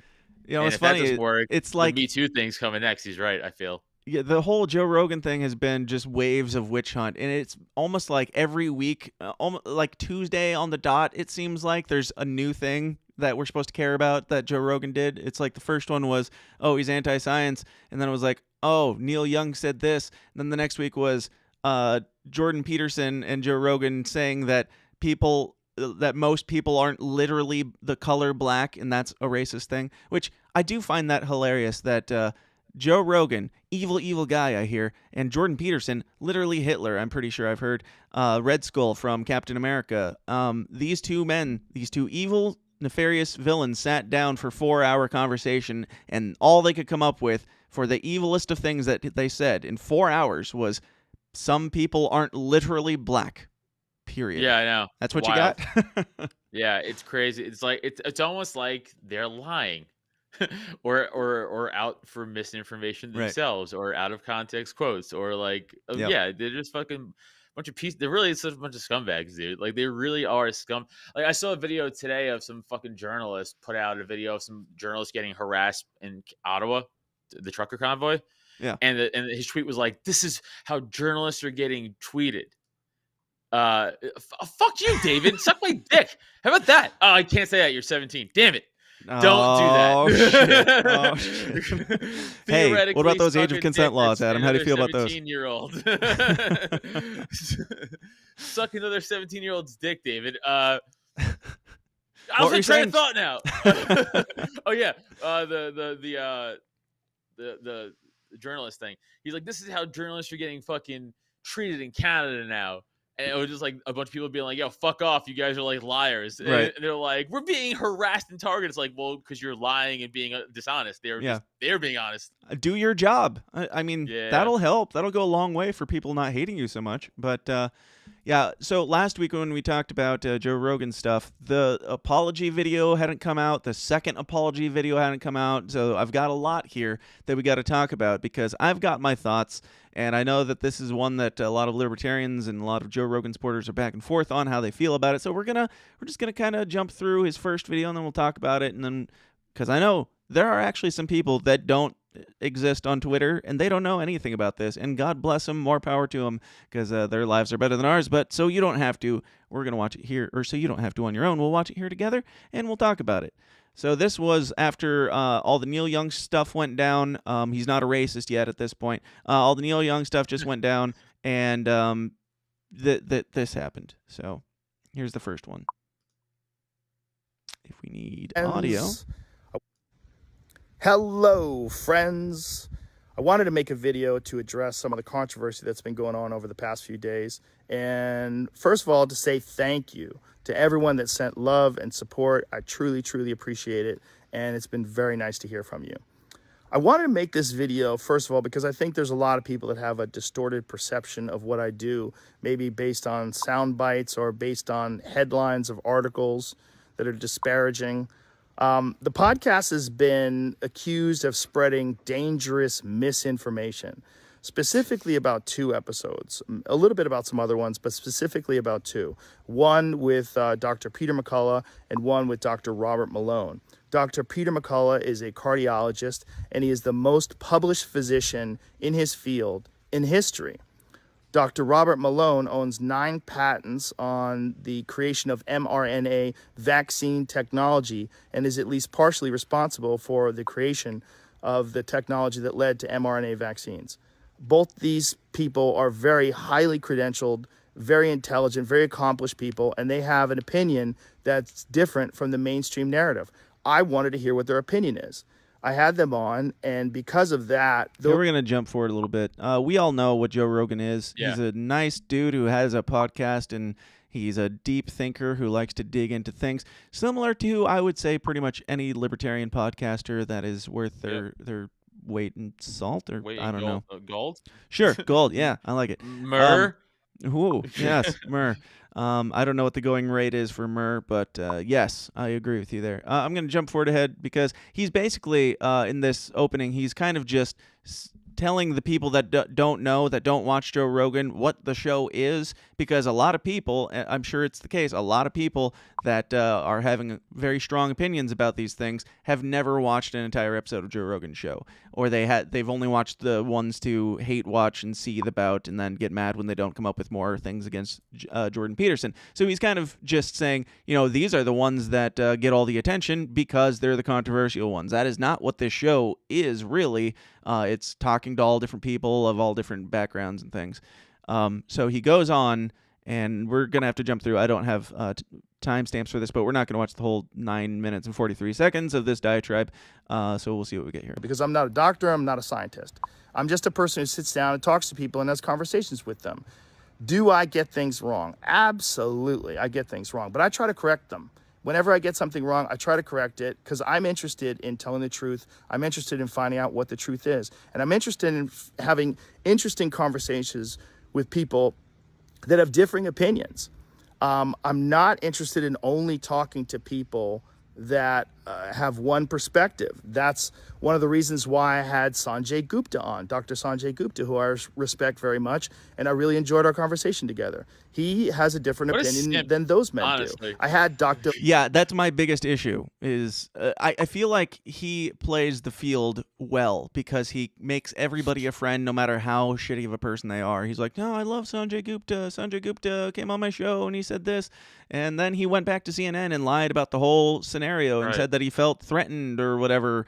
And Joe Rogan's like, oh, he was probably just joking. But he backpedaled on all the stuff about ivermectin and everything. He just floundered. Joe Rogan is from what I hear, people who know him and everybody says he's like a nice guy. What you get on camera is what you get in real life, which it would have to be if you're doing 12 hours of filming yourself a week. You would have to be the same. But yeah, I don't think it's an act, but I do think that he's not being very courageous here in saying that, like kissing Sanjay Gupta's ass after all this. You got any thoughts so far, Adam? Yeah, no, I mean, I called him a simp, and keep in mind, I would go on Rogan tomorrow if he asked me. Hell but no, yeah, I think this whole thing is like, he didn't even really apologize here Not in yet. this one so much. No, not even so much as the second second video. Yeah.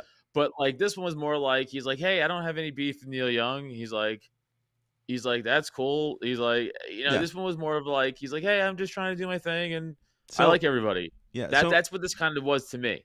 Yeah. For the sake of time, I'll just give some of my points. My biggest issues are at some point. Dogs are literally Hitler. Thank you for proving my point. So in this, he goes on to say that Spotify is putting warning labels on the controversial episodes of mine, which I think is a good idea, and I endorse that, and blah blah blah. We'll start there. I take issue with that personally.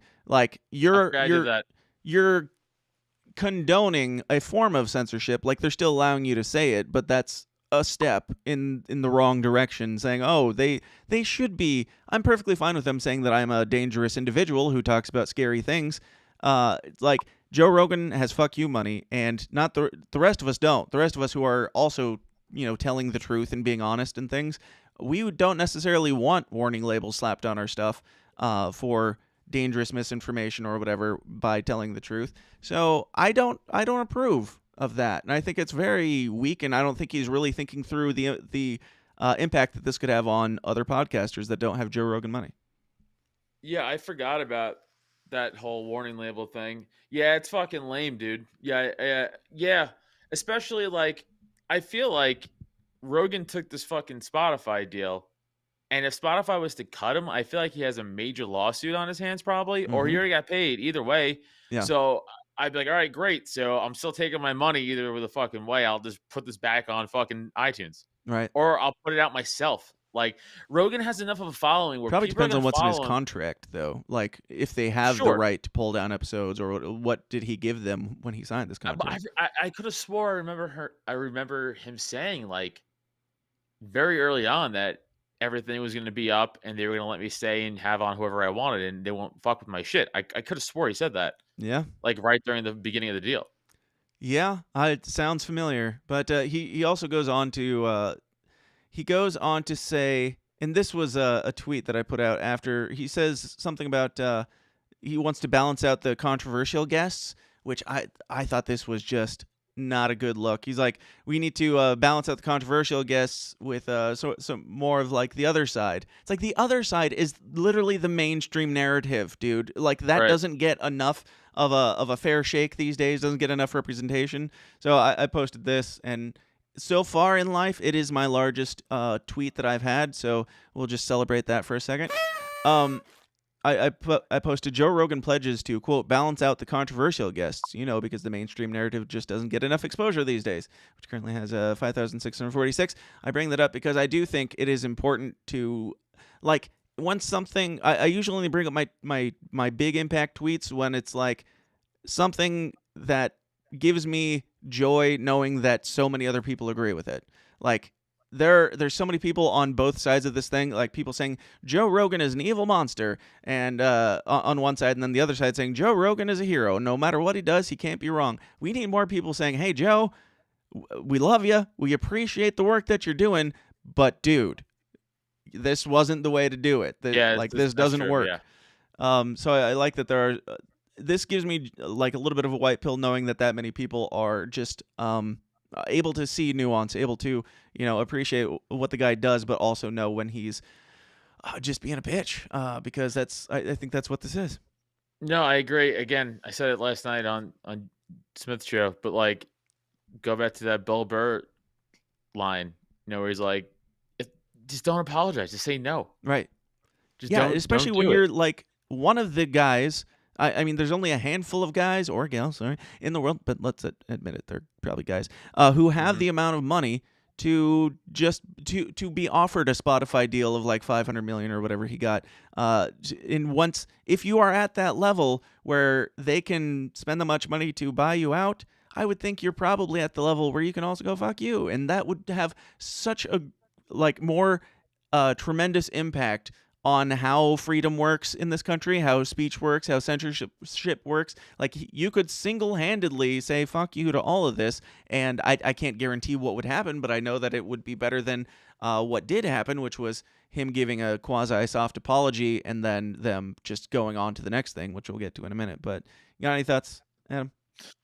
Yeah, him apologizing for all the N-word stuff was a mistake just because they asked for it. Yeah. Like, again, if he out of nowhere one day, without these videos being a thing, came out and was like, hey, I said some shit I feel bad for. Yeah. That's genuine, and it comes from his actual heart, and I would be like, well, that's weird, but okay, fine. Right. But the fact that there's a mob of people going, you have to, because immediately, even if I felt I was wrong, I'm like, now the answer is no. Yes. Now the answer is no matter what. Because I will not bend my knee to you fucks because you don't pay my fucking bills. Mm-hmm. This is like a again, I'm in the field of comedy, which is pretty annoyingly left leaning. Yeah. Primarily, as Denny was saying last night. Also, it sucks. So I run a monthly show out by me this Saturday, Chalfont, Pennsylvania. Everybody coming out right outside of Philly. Nice. Drop10.com/events for tickets. But like, I run a monthly show. I run a monthly show in Chalfont, and I run it with my buddy Neil, and we have on a bunch of different comics that we think are funny. We don't care if they're all dudes. We don't care if they're all chicks. We don't care what it is. Yeah. We just care about funny. Right. And we've had on lineups where it was like all dudes. Or just all white dudes. Like, this week is 3 dudes, but one's black, one's white, one's Hispanic. But they're all dudes, right? It's very forward thinking of you. Good job. Yeah, but that's the point. The point is they're actually funny. That's why we have them on. But we'll get shit from other comics sometimes being like, oh, another all dude lineup. I go, stop.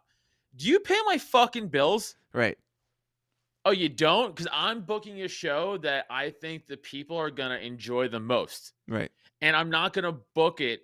I'm not going to book a gay guy or a lesbian chick because it fits your fucking narrative of how many... Somebody just clipped that of Adam saying, I'm not going to book a gay guy or whatever he said. because it fits your narrative of like Yeah. what you think you should have. Like we've had gay guys and gay chicks on our show because they're fucking funny, Right. and I'll have them on again in a few months. Yeah. I'm not just gonna book to book because it fills out a ratio for you. Suck my fucking balls. It's not happening. Like you don't even book me, Right? Because I'm a straight white dude that you don't like my politics, Right. Which is I've been told that multiple times that I won't get booked in places because I'm the libertarian stuff because they think I'm a fucking Nazi. Jack Casey asked, "What about chicks with dicks?" Just out of curiosity, what's your stance on booking chicks with dicks? Jack Casey's words. We have. We have. Yeah, we have. We have, yeah. Do you check them at the door? You're like, oh, yeah, you're funny. I tug. I give all tugs. Yeah. If there's nothing there, you're like, nah, I don't care what you're calling yourself today. You're not funny. If you're a male to female trans and you still have your dick, you're still a dude, which makes you funnier. There you go. There you go. So, yeah, back before the racist stuff came out, I thought this was worth bringing up. Meghan McCain, for the first time in her life, probably was right on something, and I don't know if I do want to live in a world where I agree with Meghan McCain on anything, but she said, "I think a lot of people are really missing the point. Ask yourself why so many Americans have fled mainstream media and gone to Joe Rogan. He gets 100 million listeners a month, and Jim Acosta can't even break 500,000 in primetime. Why doesn't anyone trust you anymore?" Yeah, she is right. Yes, she is, and we should applaud them even when they, are 6 months late. But, yeah, good on her for saying a smart thing for once in her life. And she's right. Like, what does CNN have other than shamed, like, founder or whatever leaving out of scandals and people groping each other and getting fired and people just generally Cuomoing their way out of a job and stuff like that? That's what CNN is. It's like your producers keep getting busted for pedophilia, and I'm supposed to be like, that's a trustable news network. I'm going to you for my sense of morality. Yeah. Fuck out of here. Yep. That's crazy. Yeah, so for those that don't know about the next wave of the Joe Rogan scandal, it is the N-word thing. This video came out where it was just a bunch of, every time he's ever said the N-word, out of like, I don't know, thousands of hours of content of the Joe Rogan Experience, they found good, I don't know, what was it, like 12, 13 N-words that he's said, and completely, I don't want to say clipped it out of context, like they're, it's not like they made it into something else, they just made it into nothing. They made it into, he said he uttered this collection of his best of. Yes. It's like his best of collection. Right, but it's like it's literally just that word. It's just Nigger. Just that collection of letters uttered by the man is all it is. It could have been him saying, like I said earlier, it could have been him saying like, "Hey, we shouldn't use this word," or "Here's the origin of this word," or "Here's why this word is offensive," or whatever. It doesn't matter what the context is because they only clipped out him saying it, and that is what is his undoing, his next cancellation or whatever. And I do have a news. I have Inside Edition, their take on this because I thought it was worth a chuckle. But here's how they felt about the infamous N-word video from Joe Rogan. Here we go. More fallout today for embattled Joe Rogan. I'm a real human that does real human things, and you can trust me. I'm really talking like this when I order hamburgers. Please put a pickle on it and hold the mustard. Yep, This is my real voice. He talks to his kids in that voice, too. Come here, son. It is time Close for your dinner. eyes now. Bedtime. You go sleep. Yes, I didn't know where that was going, but, I mean, we're not talking about CNN, so who knows? His apology for repeatedly using the N-word years ago. My sincere and humble apologies. Boo. I wish there was more that I could say, but all of this is just me talking from the bottom of my heart. It makes me sick watching that video. The troubling video sparking the uproar went viral over the weekend, and we should warn you, it's difficult to watch. It's difficult to watch. No, it's not. It is. I mean, it is difficult to watch because it doesn't make any sense at all. There's no narrative here. There's no like. It's literally just the one word a bunch of times and nothing around it. So yeah, it is difficult to watch, but that's just because it's bullshit. Just like Inside Edition. Saying the word. Today, Spotify condemned Rogan's language, but said it would not remove his popular podcast from its streaming service. At the same time, Rogan has agreed to delete an additional 70 episodes of the Joe Rogan Experience. And we don't really know why, but this was the next day. After the N-word video started popping off, the next day there was mysteriously 70 to 72. What? Rogan agreed to that? That's what the story is. I don't know if Joe Rogan has said specifically, but he has said that he asks to have some episodes pulled or whatever, which I don't even understand that. Like, how bad was your take that you want to just wipe out 70 episodes of your own show? Some of the best ones. Yeah, probably. I mean, I looked at the list. They were they? A bunch of Malice ones. Oh yeah, I saw a bunch of people saying ones. Yeah. a bunch of people showing the list and saying, "Oh, you can see like who gets to stay and who gets to leave," and they're all hard right wingers. And it's like Michael Malice, Sam Cedar, like just clearly not even mostly right wingers.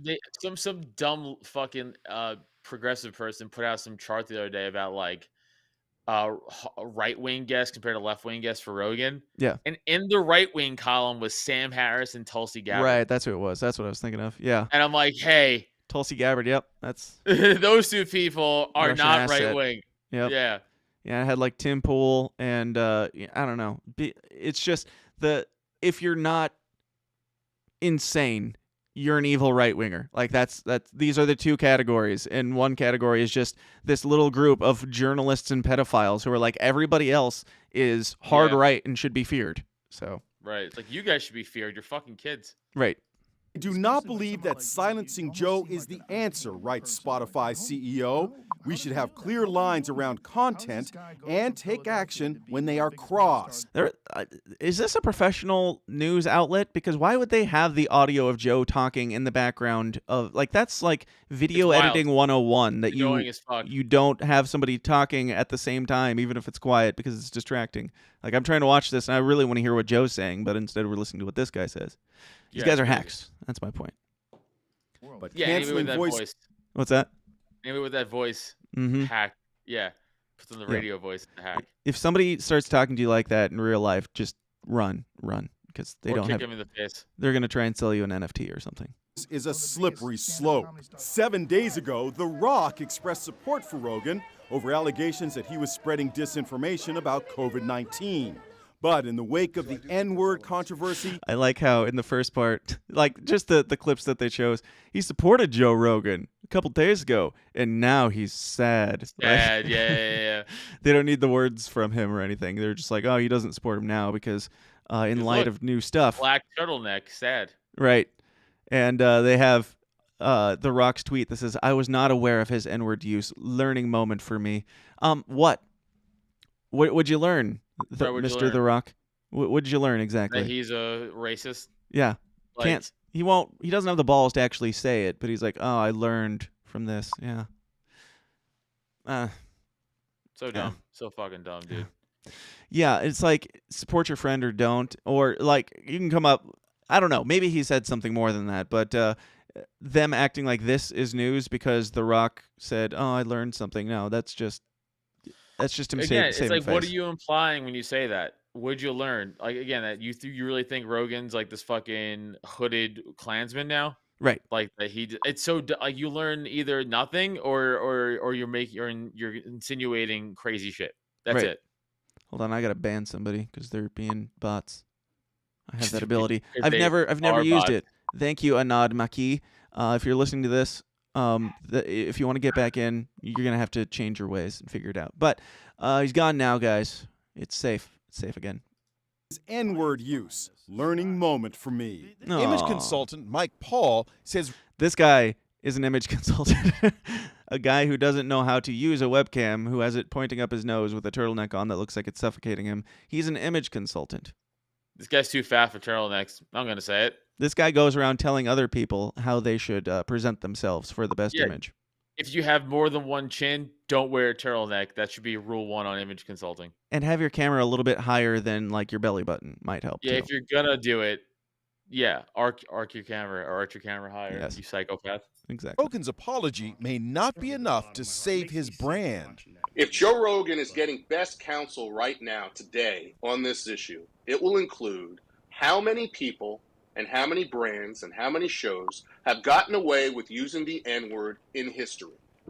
I can assure you, not many.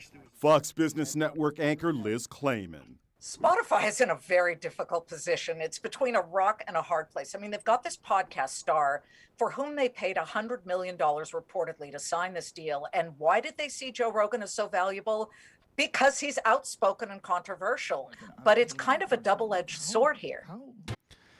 No, it's not. And they talk about him as though he's like an employee of frickin' Spotify. They're like, I don't know of anybody else who could do that and get away with it and not get fired from their job. It's like, because he's not a fucking like lackey lemming like you who just reads the script.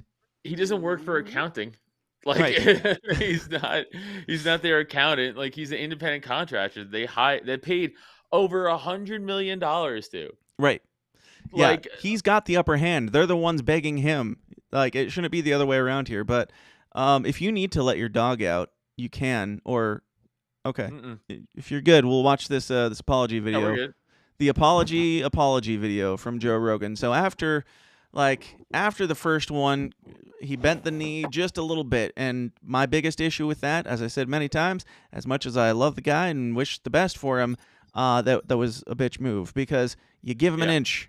Like you're saying these people have authority over what I do with my show, and I will give them. I will cede a little bit of their authority, and just even acknowledging that they have any power in this area was his first mistake, because as we saw in real time, within 48 hours they were right on to the next thing as soon as he apologized for the first one. Yeah, they're like lions. Once you show fucking weakness, that's it. Right. Also, we done. didn't mention this N-word video was made by somebody did the research. Somebody who's a little bit more autistic than me and found that it was like some Democratic super PAC basically group that. And they made it like years ago, right? Did That's they what make Denny the was video? saying. That's I what don't Denny know. was saying. I think he was saying last night that like it was like Was a he saying they years-old made it years video. ago, or like these episodes have been out for years? I think he said they made the video of him saying it years ago. Huh. It could be. But, I mean, either way, it's clearly politically motivated. It's not like they're concerned for racism and black America being oppressed because Joe Rogan said the N-word a couple times. But here we are, and here's Joe Rogan's very brave and beautiful response to this. Hello, friends.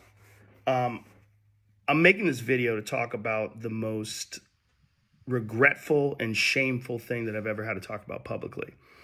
There's a video that's out that's a compilation of me saying the N-word. It's a video that's made of clips taken out of context of me of 12 years of conversations on my podcast, and it's all smushed together, and it looks fucking horrible, even to me. Now, I know that to most people, It looks fucking horrible because it's some of the worst video editing I've ever seen. Speaking as a video editor, it looks fucking horrible, yeah. No context where a white person is ever allowed to say that word, never mind publicly on a podcast. And I agree with that now.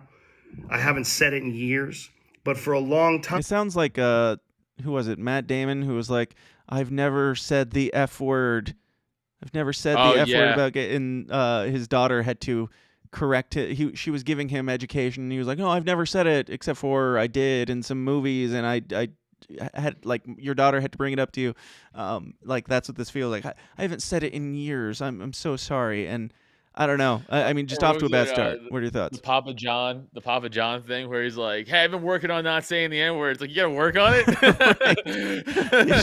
If it is hard to not say, if it's difficult for you to not say it, like if it's so common in your vernacular, then maybe there is something that needs to be discussed here about your views of certain groups. But I mean, that's your right as well. But yeah, you got any thoughts on this so far, on Joe Rogan saying it's the most horrifying thing and white people are never allowed to say this?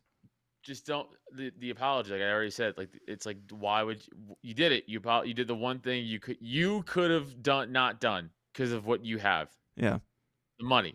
It really is about money. It's 100% what it comes down to. Yeah. Money, because that equals power. So like, yeah, you had the power to not fucking apologize, and you did. Like, again, like I said, if this wasn't a thing and he randomly just said this one day, I'd be like, okay. Yeah. I'm not saying that he should have came out and like said "F you, N-words, I'm not doing this." I think what he should have said was absolutely nothing from the get-go. Like him ceding that ground in the first run just let them know that he's going to keep giving back. When you demand apologies, he's going to give them. So keep it going, and that's what they did. And it's funny too because like he ignores like everything. Like, remember when Sank Unger was like challenged into a fight, and he's like, "I'm in better shape." Like Rogan could easily been like, Klein "Okay, and all that. I'll fight you right. You're right. Like, I'll fight you right now." Like, easily could have and fucked both these guys up with one hand behind his back. Yeah. But he always ignores it. He always ignores it. And with this, he's like, I'm gonna come out and apologize. Like this though, right? Out of everything you've ignored, like even the trans stuff that he got attacked over, right? Like he ignored all of it, but not this. It's weird. It kind of makes you wonder, like, what else is at play here? What's going on behind the scenes that would... Because I don't believe... Like, I don't have ill intent for Joe Rogan. I hope that he's not being sleazy or anything, but it's hard to trust a guy who's come out and apologized. And I know that's probably going to be taken out of context. It's hard to... People are going to frame this as, Dan says it's hard to trust a guy who won't say the N-word proudly. No, that's not what I'm saying.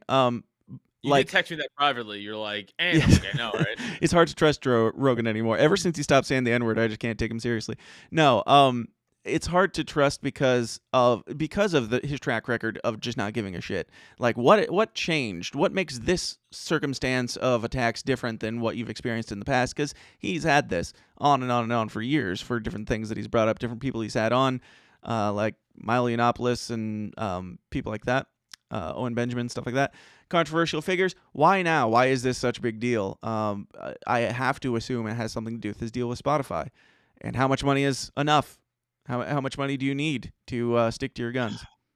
But even, again, like, not to keep talking about like last night's podcast we did, but like even Denny's breakdown of like how much Rogan made even before the Spotify deal. Right. 50-something a million a year. I think it was like 52 a million a week, pretty much, right? Like average out there. So what's his motivation then? Right. Yeah, that's not enough money. What do you think his motivation is? Like, why this shift? I don't know. I truly don't know. Maybe the race thing is that it? I don't know, man. I really don't know. Because so many black people defended him. Right. Publicly. Yeah. Not even like behind closed doors, like publicly. And like, again, famous black, not just like me and you were defending, like people of note. Not like me black, but like other blacks. Other blacks, right. Not like Dan Spont's black. Because I wash my legs all the way, bro. I think right. Well, that makes you a traitor. So, yeah, no, it's weird, man. I don't know. I really don't know. Yeah. I think it has to do with the race thing, but that's just a complete guess. Let's watch some more. Time when I would bring that word up, like if it would come up in conversation, instead of saying the N word, I would just say the word. What is the fucking difference, though? Like, really, if this word is so dangerous and so terrible, how come saying the N-word isn't offensive? Because if this word means something so dangerous and so terrible that we can't even utter it, that if you have a certain amount of a shade of skin, you can utter it as a like you're talking to your friend. That it's a friendly colloquialism or whatever. But if anybody else even says the phrase the N-word, shouldn't that be just as offensive? Like, what? I don't understand. I genuinely don't understand how we've come here. Two bits when this gets brought up, the Louis C.K. bit where he's like, well, now you're making me fucking say the word instead of you just saying the word. Now I'm saying it in my head. Right. And then the John Mulaney bit when he's talking about he was writing for like a Comedy Central thing. Yeah, the midget. And he writes a midget joke, and then the executive comes down, and she's like, "You can't say midget." She's like, "Why?" He's like, "Well, that's like the N-word." He's like, "No." He's like, "We're saying the word midgets right now, but you're saying N-word." So what's the worst of the word? Right. You know what I mean? But like, I always think of those two bits because they're both accurate, very accurate in their own right, which they're kind of opposite bits of each other, but not really. Yeah. It's true. It's like it's just a fucking word. It's kind of like hitting a woman, generally frowned upon, and I don't encourage it unless she's not making the food right or like what dishes aren't clean, clothes aren't hung. Like you're telling me there, and that's a Bill Burr bit as well, isn't it? Where he's talking about how you telling me that there's never a scenario like if she's attacking you that you would just let her stab you. I thought to my no, it wasn't that. His bit was like he's like no, you never should hit women. He's like, I agree. He's like, but stop acting like every beating comes out of the sky. Like there wasn't some crazy shit being said. Like, he's like, it's not like Rihanna. He's like, you really think Rihanna was in the car being like, what type of ice cream do you want to get? Or she was in the car being like, I'm going to fuck your friend. I'm going to fuck your brother. Like, what? Of course that. Like, Right. I even told my wife that bitch. She was like, yeah. Yeah. like women know like it's like a lot of them are fucking crazy. They say crazy again. He's right. Like you shouldn't hit him because of it, but it's not like they're being an angel. No, they're saying psychotic shit. I take offense to David Bradley in the comments who said Dan Smots equals Jose Galison. No, I do. No. The difference is I've never hit my wife. So Right.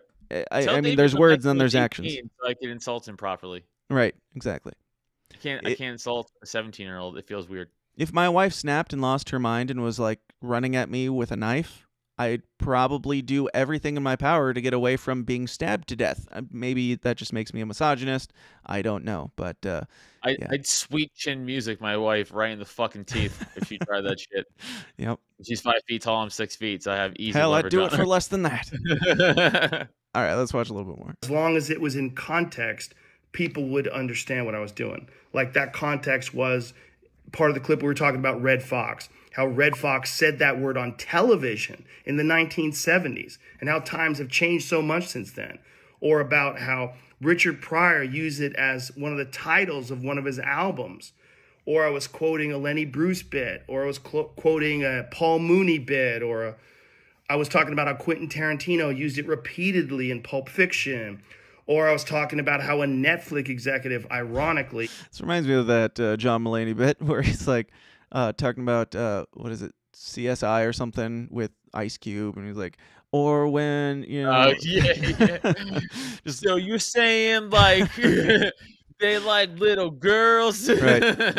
Yep. Yeah, but this is like pathetic. Like it's yes, but and Joe, it's like 6 minutes long of this. Everything you're saying was correct in context. Like you weren't wrong, right? Like all you should have said was everything I said was in context. Go watch it back if you really care. Right. Yeah.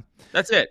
Yeah. I mean, I would say if he wanted to say anything at all, he would come out and say, "I'm not a racist. Go fuck yourself." Like. I wouldn't even say that. No, I wouldn't either because that's still ceding some ground. But this I don't know. It's hard for me to understand his motivation here because he seems like a genuine dude who literally just wants everybody to get along and be happy. And I want to give him the benefit of the doubt and assume that is his motivation here. He just wants people to like him and to listen to a show and to not think he's a racist and to not think that he's like maliciously doing what the media is saying. But I mean, you've proven that. You've proven that by having, all people from all walks of life and having Sanjay Gupta on and having black people and friends and all that. I know that doesn't prove anything. There is no way to prove that you're not a racist in today's day and age. So what is your goal here? I hope that it's genuine, but either way, it's not working. Like if someone calls you racist, you should just blow right by, like in an argument, just blow right by that. Don't even, because the minute you go, well, hold on, now like you lost. Right. Now you're shifting the whole conversation to a different conversation. And now you're defending yourself, which makes you look guilty automatically, no matter what. Like, that's what Joe Rogan says in this. He says, like, if ever you're at the point where you're having to say I'm not a racist, then it's too late. And it's like, yeah, so why are you doing it? Like, that's what you're doing right now. You are defending people. You're trying to reason with people whose only goal in life is to not be reasoned with, at least in this circumstance. You're dealing with people who are trying to destroy your life. Why are you apologizing to them? They don't like you and they're not going to. You can't go on trying to make everybody like you your entire life because some people want you to die and they're not going to be reasoned with. Yeah, it's wild, especially how he doesn't understand that. I wonder who was in his fucking ear, being like, "You should apologize." Right. I don't know. I don't know. It's weird, real weird to me. I gotta sneeze. Goddamn. Fucking. God damn it. It's all good. I hate sneezing. It's such it's like the most annoying natural body reaction we have. It's like it shuts your whole shit down. It's up there with diarrhea. Stop everything you're doing. Yeah. Yes. It should Those be are the two worst. For people's safety, it should be illegal to sneeze while driving. I've thought about this while driving. Like you can not physically keep your eyes on the road if you're sneezing. So I think that we should outlaw it. Dude, I've lost video games because I've sneezed too many times in a row. Like I've lost video games because I was trying to play them while driving down the road. It is a bitch. I killed so many people. It's crazy. Yeah. Not in the game, but like real life. Yes. Yeah. No. Fucking. I forgot. What? Sneezing. What the fuck was I gonna say before I sneezed? We were talking about Joe Rogan and all that stuff, and it was coming to a close. So if you do have any thoughts on Joe Rogan, I think we're gonna wrap up here and move Pritzker talk to the after party because he's no, he's a pussy. He shouldn't apologize. Yeah, who? Pritzker? Him too. No, he should apologize and also resign, but that's just my hypocrisy. I hope that cancel culture takes out my governor. Do you have anything else on anything we've talked about here? Anything? I don't mean plugs because we're not done yet. But any final words? Ties? Statements? No. Nothing. No. Don't apologize. Yeah. Don't apologize to the mob ever. Yeah. Fucking whack. Weak. Don't do it. It doesn't work. Oh, I remember what I was gonna say now.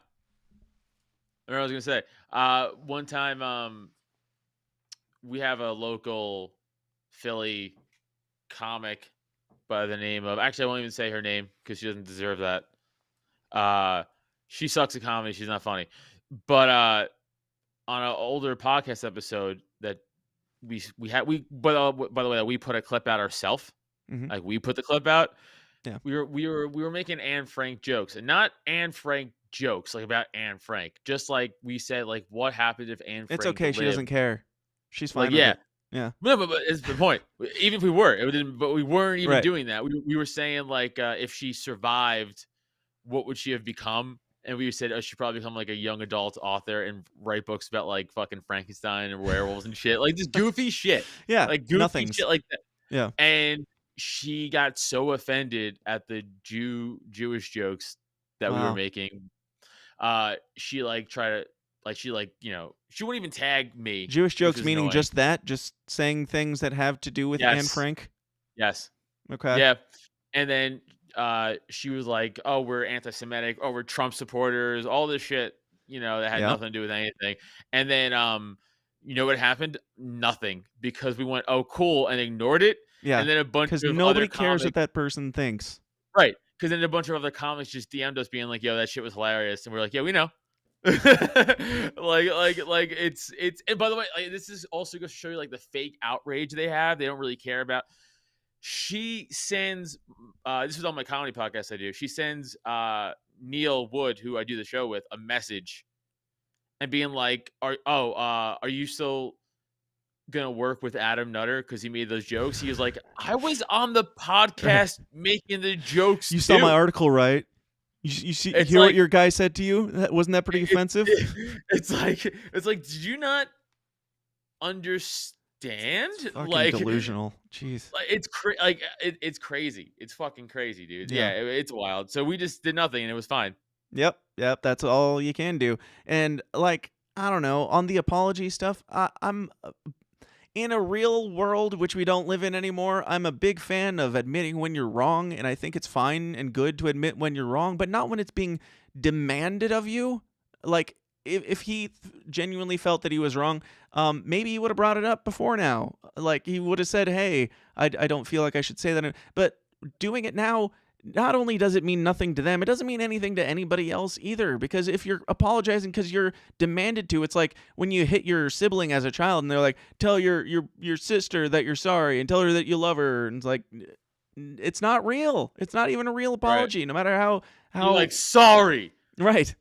And I mean, he can make it all emotional and he can try and sell it, which he's really doing. But if he didn't care enough to apologize last week, then he shouldn't care enough to apologize when it's demanded of him by people that hate him. So I don't care. Like, I think that people should apologize when they genuinely feel like they've done something wrong. I think our society needs more of that, but our society currently is just trying to actively destroy people's lives that are regretful. And there is no like redemption or anything, no matter how much you apologize. So don't apologize to people that don't care about you. They don't care. I just can't. I can't do it. Agreed. Also, don't be a racist generally. I'm not a big fan of that either. I know I know what some of you, what the one of you in the comments is going to think and go write about me on some stupid platform that nobody listens to you on. Fuck you. Whatever.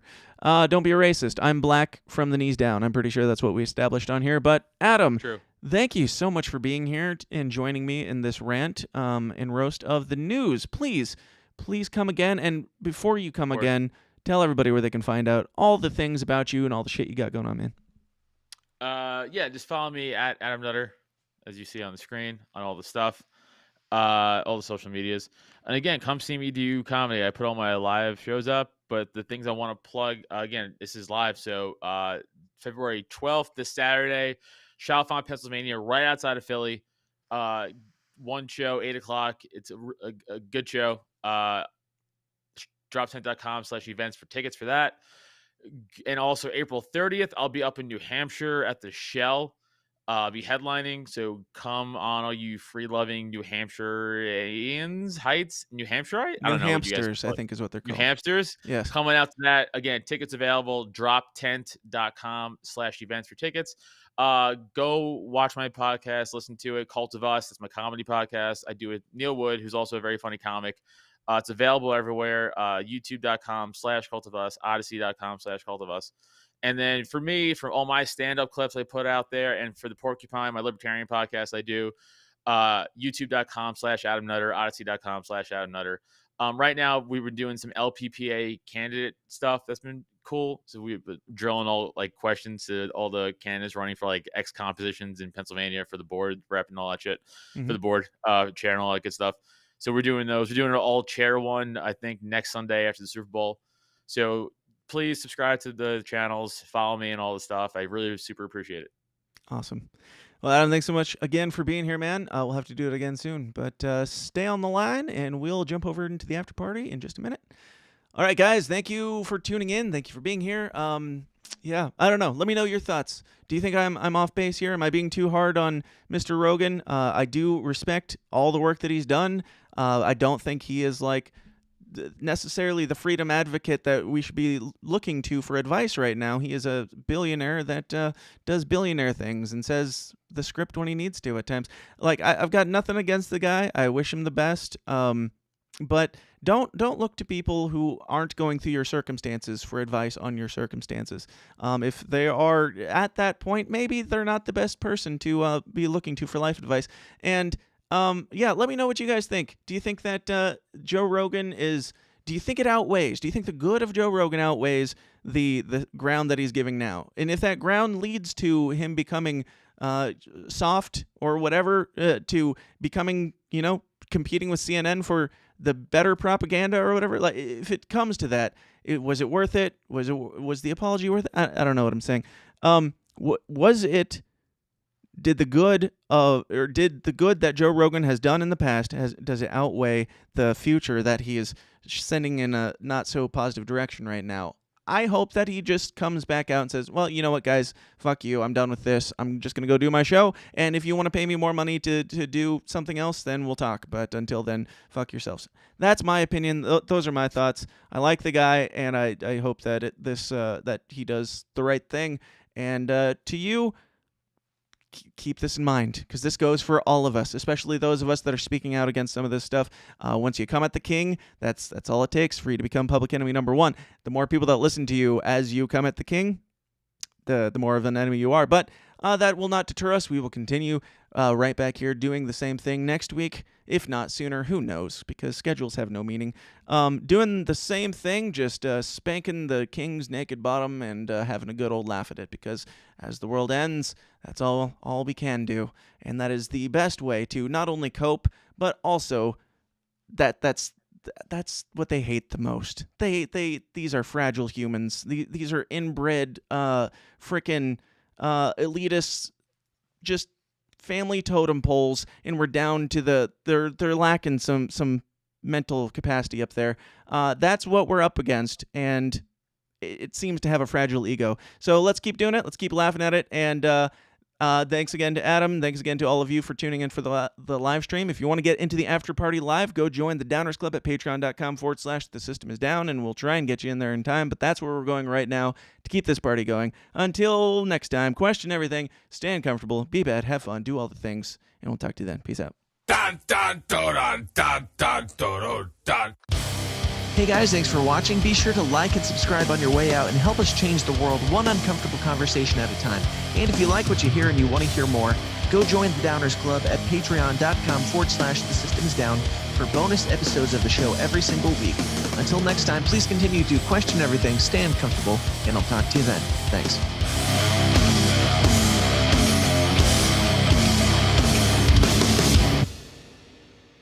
This has been a Goulash Media production. GoulashMedia.net. This concludes our broadcast day. Click.